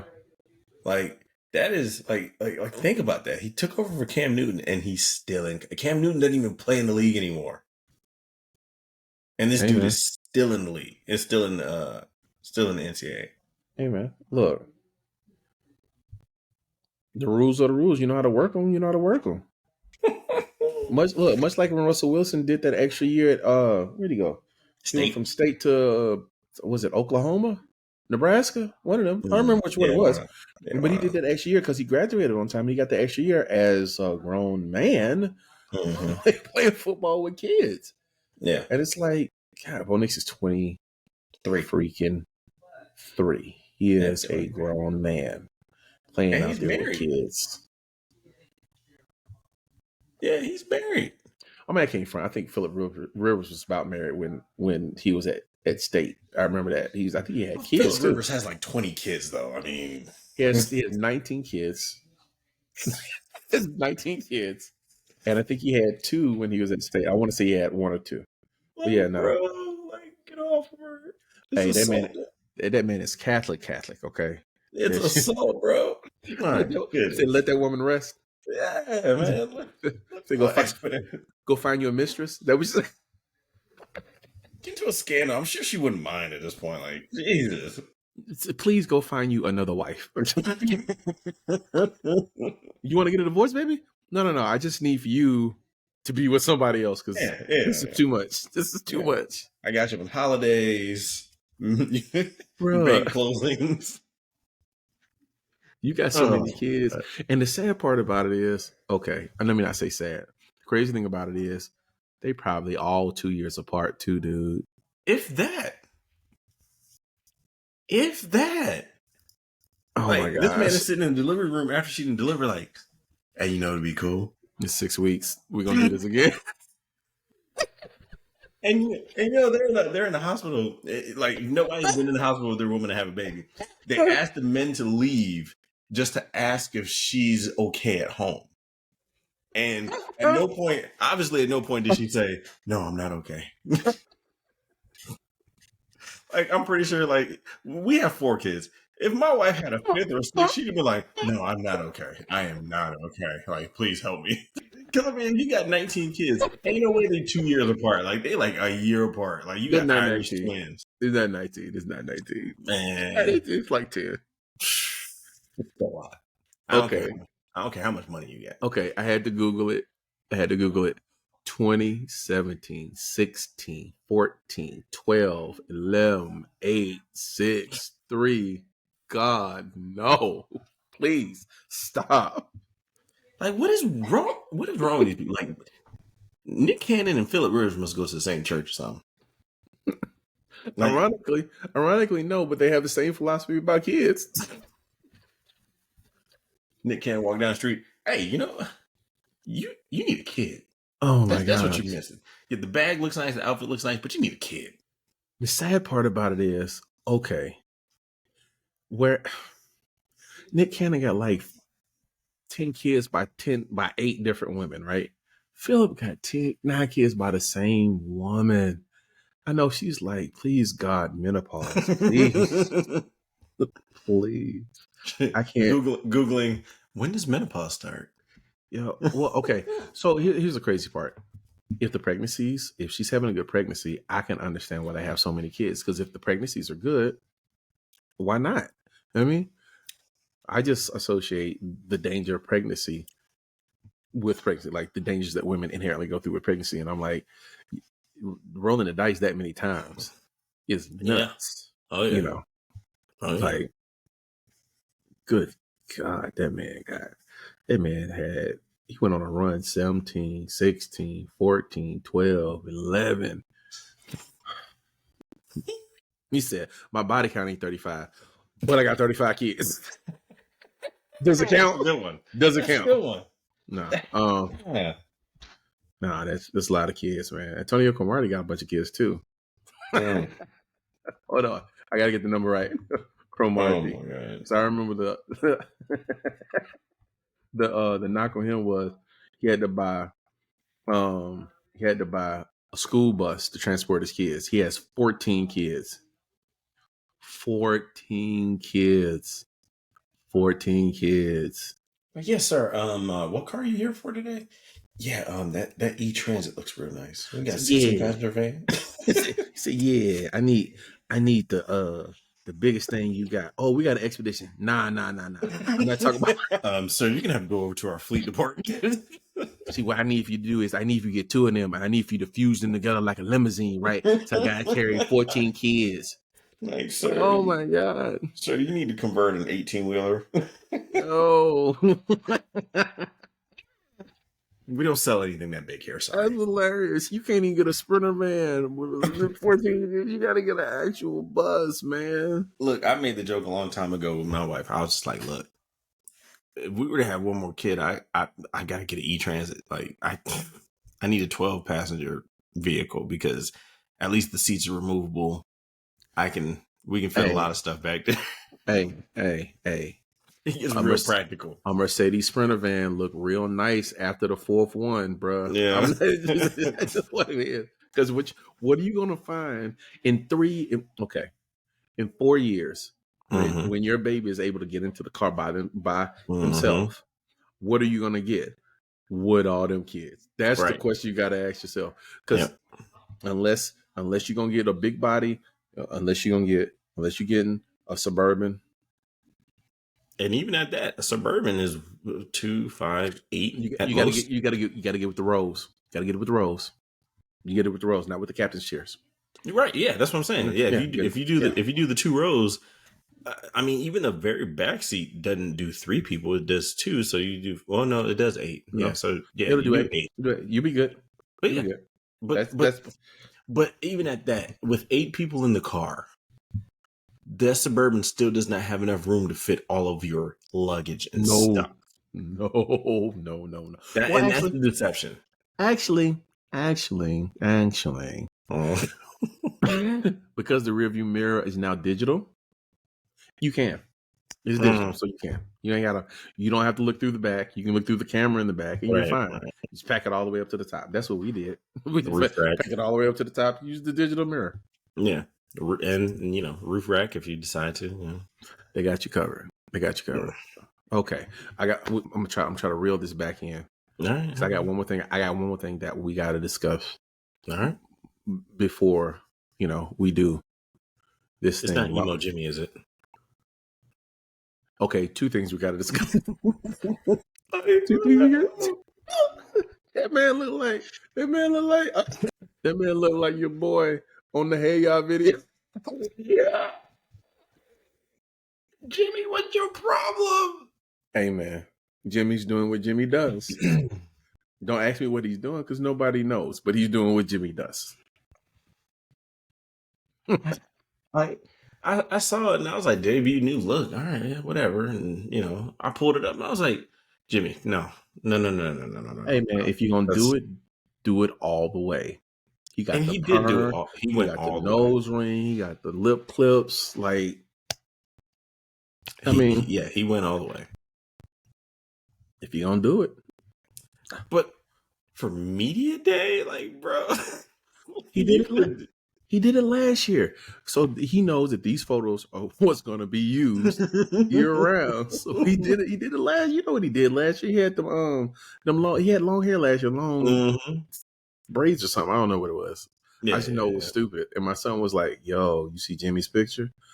I was like, "What?" He said, "Put it up on NBA Live, NBA 2K." I was like, "You had to have planned to do that." Oh yeah. Oh, that's not a by accident situation. But yeah, no, he mad. I don't blame him. I'd be mad too if they traded the guy that I said I wanted on my team that said they wanted to come to my team to another team.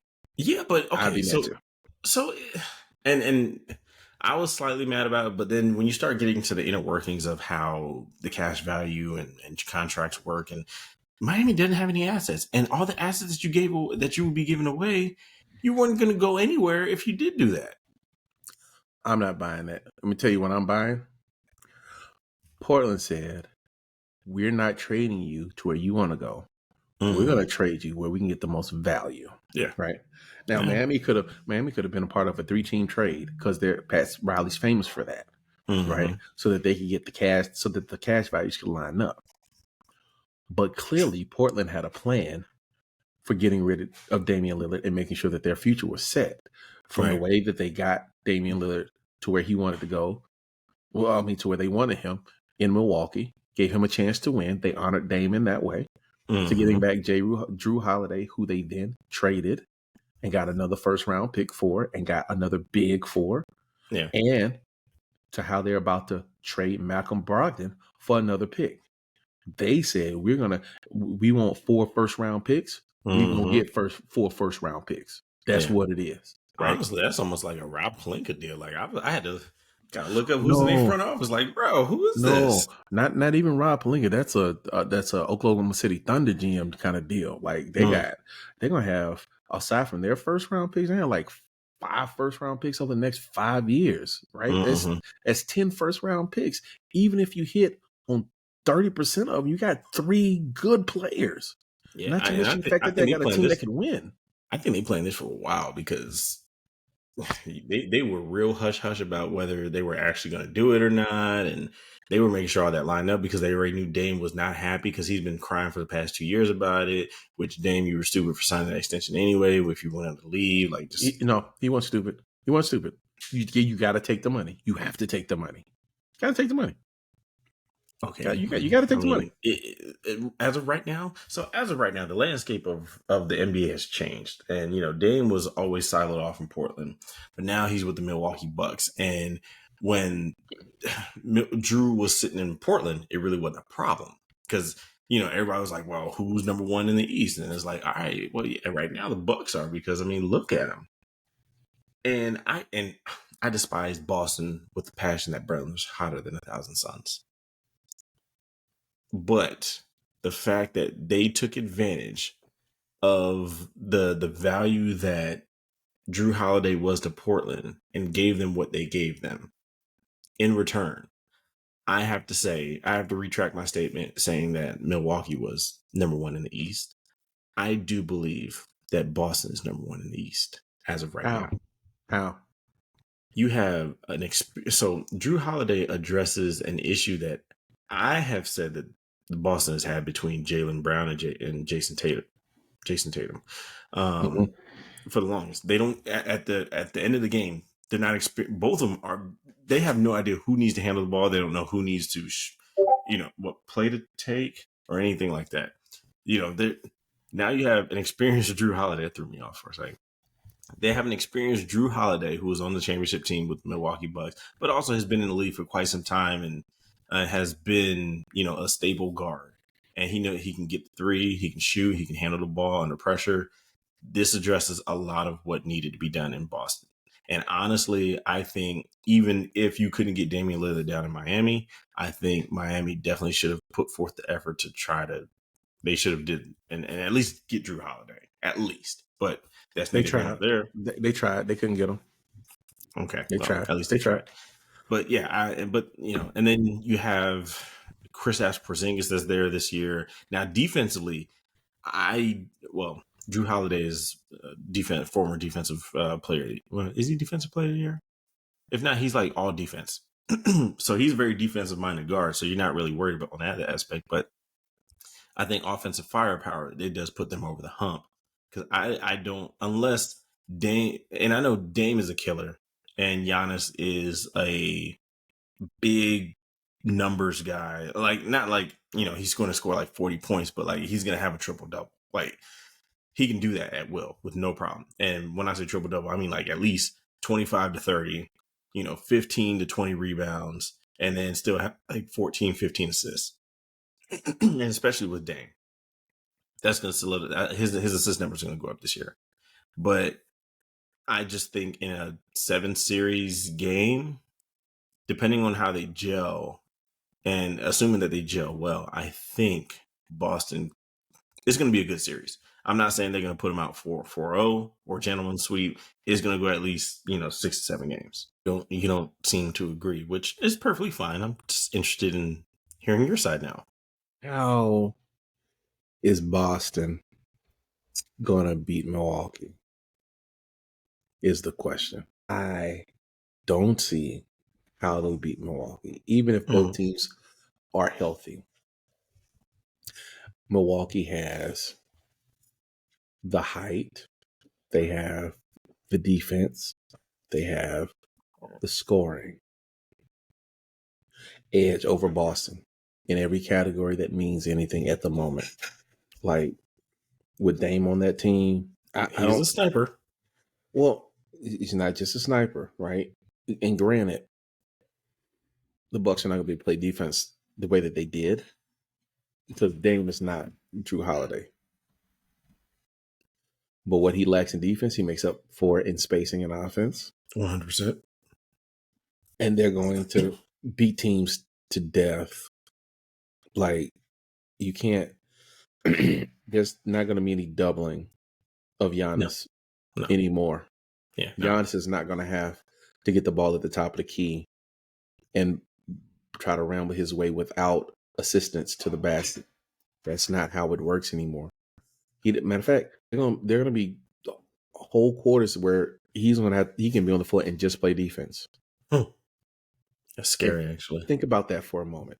That's pretty scary. As good as Giannis is, Giannis has been the number one option on his team for the last 5 years, and they won a championship that way with Chris Middleton being the number 2 option on the team. Which he's not a very good 2 option, but this helps. No, he's a better 3 option. Yeah. But now Giannis can be on the floor for an extended period of time and not be the number 1 option. For people that have never been the number 1 option in offense, they have no idea what that means. Mm-hmm. But it means that he can play defense and he can run the floor. And the team can still score points while he's on the floor, giving it his all the defense and getting putbacks and easy stuff. And actually utilizing his size like Anthony Davis should be doing. Well, I mean, think about it. They're going at some point they're going to run this lineup. Mark my words: Damian Lillard, Giannis Antetokounmpo, Brook Lopez, Chris Middleton, and Bobby Portis. Okay, sorry, I totally forgot that Robin Lopez was there. I mean, not Robin, but Brook. Yeah. I mean, they got Robin too because Brook can go off still, defensively and offensively. Brook is big. Brook hits threes. Brook plays defense. Robin plays defense. He don't shoot threes, but he plays defense. But even with that, they can play Giannis at the 3, Bobby Portis at the 4, and Middleton at the 2. And Giannis can run the floor, just as well with the best of them. So yeah, that's a problem. Look, and my question is, who you gonna double team off of? Bobby Portis? You ever seen him shoot? I've seen him shoot. He can hit the shots. Off of Brook Lopez, the one sitting in the league that went a whole year averaging like 34.5 or 35% from 3. That's not going to help y'all very much. Chris Middleton, who one-on-one without being double teamed can get you a mid-range jumper, or Giannis, who you're going to have to play one-on-one, either back to the basket or going towards the basket because you can't leave Dame Lillard because he's going to shoot 39% from 3, 41% from 3 this year. I wish we had a media team because I would tell him to roll the clip where he shot that last minute shot against Paul George. That Paul George says that's a bad shot. Yeah, I mean, like, and I'm not trying to be alarmist, but you got to think about it. They're built to play every team, right? They're built to play every team. Miami's not going to be big enough. Well, they weren't big enough last year. No, they weren't big enough 2 years in the. They weren't big enough in the bubble. I mean, and you got Cleveland, who's still good. You got Boston, who's still good. But I still don't. Boston doesn't have an identity now. Right. If Drew comes in and he plays his Marcus Smart role, then that'll be great. But Marcus Smart could hit 3-pointers. I'm not sure if Drew can. Drew can. I think he was over 32%. Oh no, you're right. 38% last year. Oh, Mhm. pardon me, 38% last year. So, but still, I don't think they can do it. I don't You think they can know, do it. you got a point. And I mean, Chris Stapps, I don't know how well defense he can play. So yeah, I mean, okay, Everybody plays good defense until you play against Giannis. you win this round. You win. You Well, win. plays good defense until you play against Giannis. So, it's a thing. But it's gonna be a good year. Portland, ironically, if you look at the roster, Portland is building a contender out there. They're building a team to Yeah. beat Denver. Right? They've got two bigs. They got Robert Williams, DeAndre Ayton. They got Scoot Henderson. They got a bunch of mid level guys. They got what's it, Hmm. Jeremy Grant playing small forward now. Yeah. They've got You know, exactly what they need in order to yeah. go with what they have and see where their shortcomings are and say, okay, we need to address X, Y, Z. I see them getting like 30 games this year, maybe 35. You know what I mean? Like they're a squad that can, as long as Scoot Henderson, acclimates well, which he should. I mean, he's old, he should. Let's But that's another thing Charlotte screwed up on. Like why would you pick why wouldn't you pick this why would you pick Scoot Henderson? mm, who in the world knows what Charlotte's doing as a sports Hey, organization? bro, like I don't Any of care. them. Like Charlotte is a small market. When you are a small market, you have to make a big splash, which means you need to do what is necessary in order to be able to trade. Because you're not really going to attract teams here, Mm. so you have to somehow force those other teams to play ball with you, and getting Scoot Henderson would have done that. Who did they pick? Who did they pick in that draft class? Brandon, Oh, Miller. yeah, Brandon Miller, Yeah. yeah, I see why they didn't. I know why they didn't pick Scoot Henderson. You don't need another small guard. I see why, but you pick the best player in the draft. That's what you're exactly. supposed No to matter do. what, you pick the best. Well, no matter what, but you really kind of need to. And then fit your offense around it. The only problem is they already got a bunch of small players. They got a bunch of small players. I mean, Charlotte hasn't won. The closest they were to winning anything was when Kimball was here.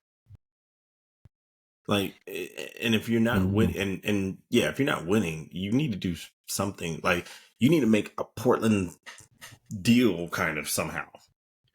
You got to Well, get in there.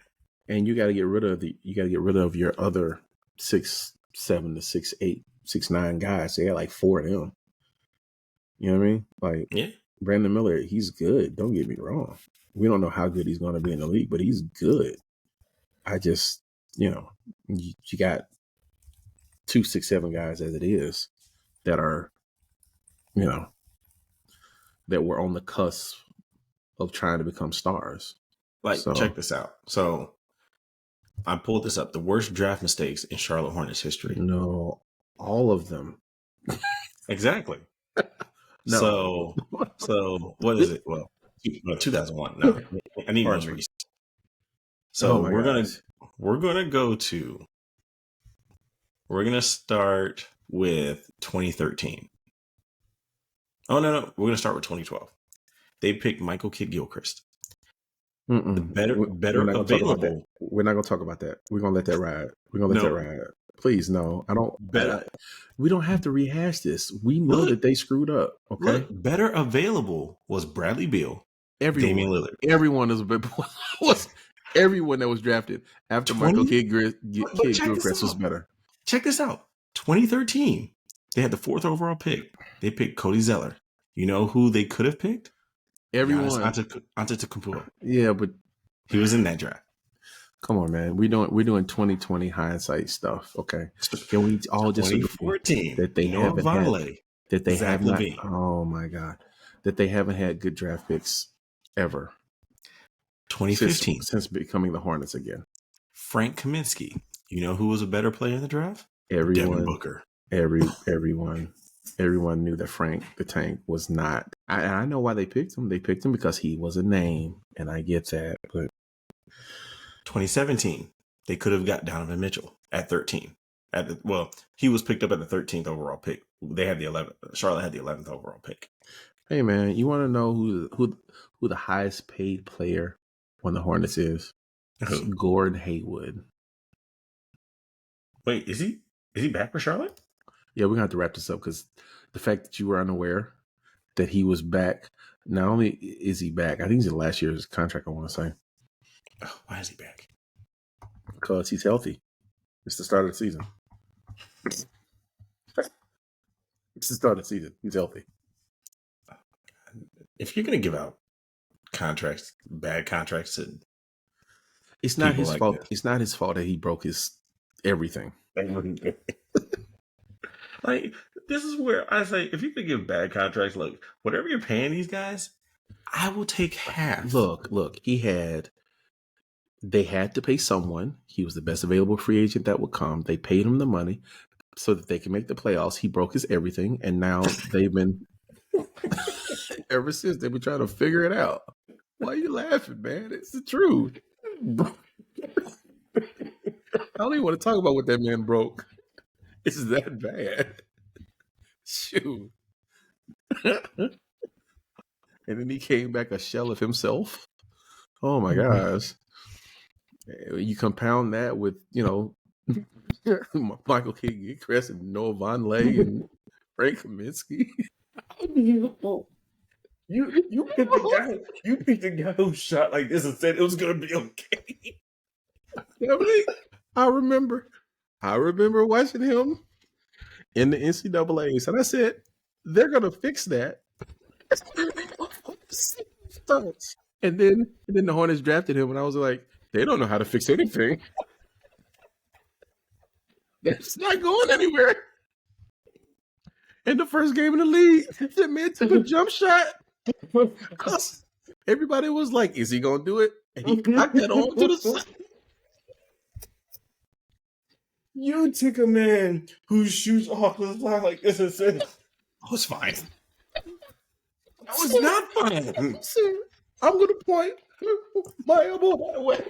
That's when there was some serious concern of the Charlotte Hornets front office. Like, you did what? You see a shot, right? Like, and you guys still drafted this man? Like, you're fired. Like, who was the scout? Who evaluated him? Who pulled the trigger? It could have been Mike. Mike look at that shot and be like, you gotta ship that man to Tanzania. He cannot play on my team. His ball rotation can't ever be right.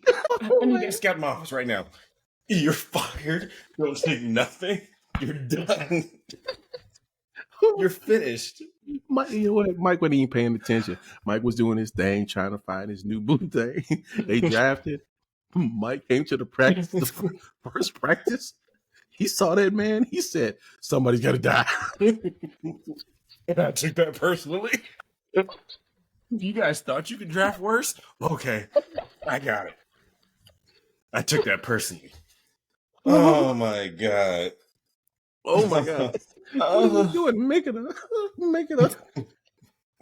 shadow animal with his arms? This man up here bogan trying to shoot a bitch. Like, nobody can tell me that I can't make it in the league. But it's like, bro, my shot's straighter than Michael Kidd-Gilchrist. I guarantee you, I make more. Like, and even like wherever, I don't even remember where he played in college. Like, even high school, he played on the same team. I think you played for Calipari with that shot. Yo, hold on. You played for Calipari with that shot, and hold on. You want to be upset? I'm about to make you upset. And I pulled a picture of him shooting. Oh.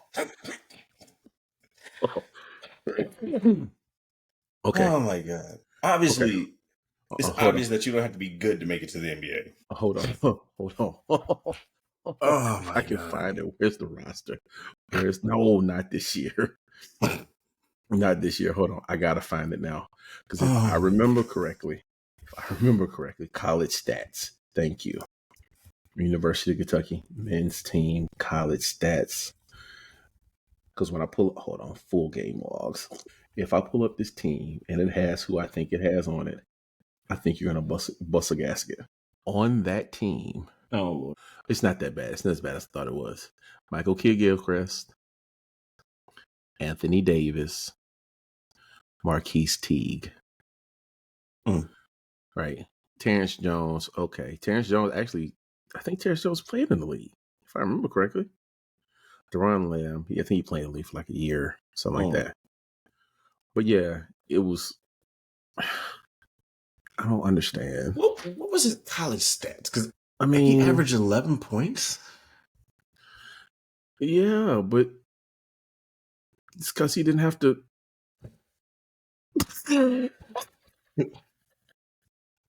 Like, that ball is so exposed. Like it is so exposed. My question: how is your wrist not hurting? That's all I want to know. Like, you can't tell me that you be putting up work in the gym and your wrist, bruh. The only thing I would want to hear from him is, "Oh yeah, I went to the gym." I was like, "What? Fix your shot?" Because that's the only thing I want to see. But I don't want to see nothing else. To find your shot, like, bruh.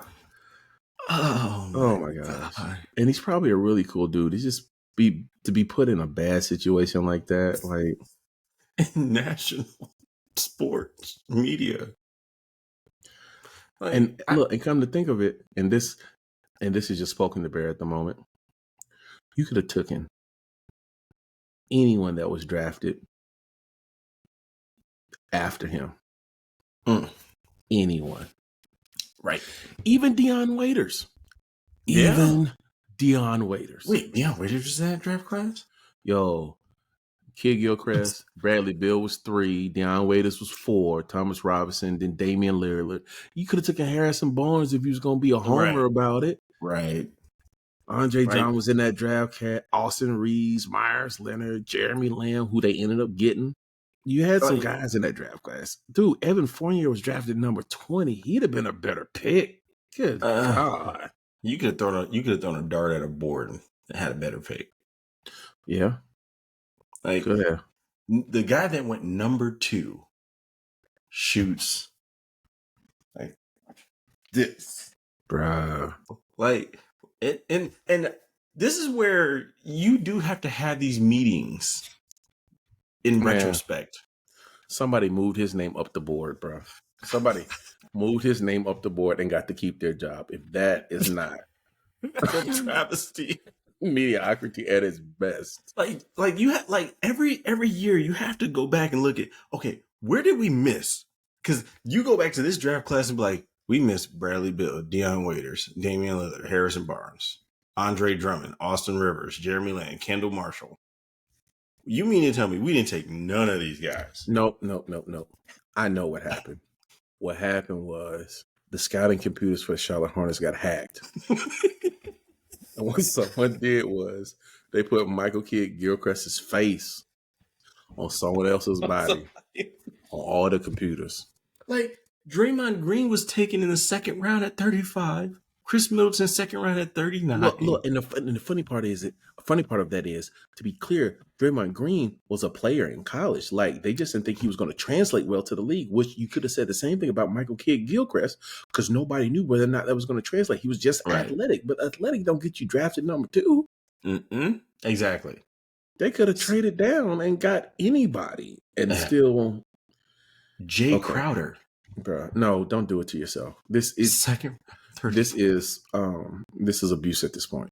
I'm trying to go far down. Okay, I don't know any of these people. Far down. You go farther down. It's still abuse. Like, looking through this is just going. I could have scouted. It's comical at this point because it's like whoever's drafting is not allowed to draft anymore. I need a whole new team. A whole new. You call a meeting. I need everybody on the scout team. I need all the videographers. I need everybody that wrote on the board. I need everybody to send an email about this draft class. How y'all doing? I'm glad that you guys came in today. I've been looking through your work over the last few years, and I really appreciate the work that you've put in. I wouldn't even be unfinished.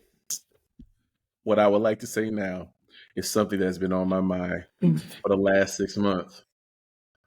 I would like to invite all of y'all to never set foot in this building again.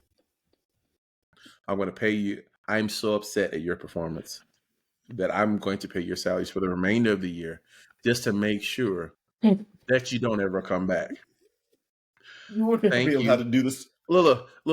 God bless your soul. God bless your soul. I'm going to continue to pay you because I don't want you to do this to anybody else. Oh my God. It will be a crime. It will be a crime to fire you and you find another job, and then somebody will be suing me because you are now their employee. So I'm for gross negligence. I'm just gonna keep you on the payroll. I'm gonna keep you on the payroll, and I say both of us time and hassle. Okay, just don't come in. Don't ever come back in. Don't watch basketball ever again. Don't try to come to a game. I have to Don't question play. Don't play fantasy basketball. Don't do anything. Don't even pick up NBA 2K. You're so bad. I better not see you. I better not see you with a ball ever anymore. Go into accounting. Go into accounting. This is dumb. It is so laughable just to look back at that because it's like, and then you wonder why Charlotte will never be. Oh my gosh, good. Like I guarantee you, whenever like the Seattle Sonics are going to get their team back and be better than Charlotte. Yo. Vegas is going to be a brand new team, better than Charlotte. Amen. That is their lot in life. You got to roll with it. But that, ladies and gentlemen, is episode 5 of 1155. Fear the Hive. And I want to thank you for laughing with us at the incompetency that has been observed in our Charlotte sports franchises, both the Carolina Panthers and the Charlotte Hornets, not because they didn't try, just because they couldn't finish. We do invite you to like and I'm gonna sue. to like and to subscribe and to repost on all of your social media platforms and anywhere that you get your streaming services. We want to thank you for being here with us. We invite you to come back on next week. As for me, Stephen Howard, your humble and gracious host, and for Dominique, I'm gonna sue. Okay. I'll be my sister tonight, having bad dreams. But Mama, he's shooting to the side. He gonna hit me. Oh my gosh! Thank you guys, though. We'll catch you guys next week.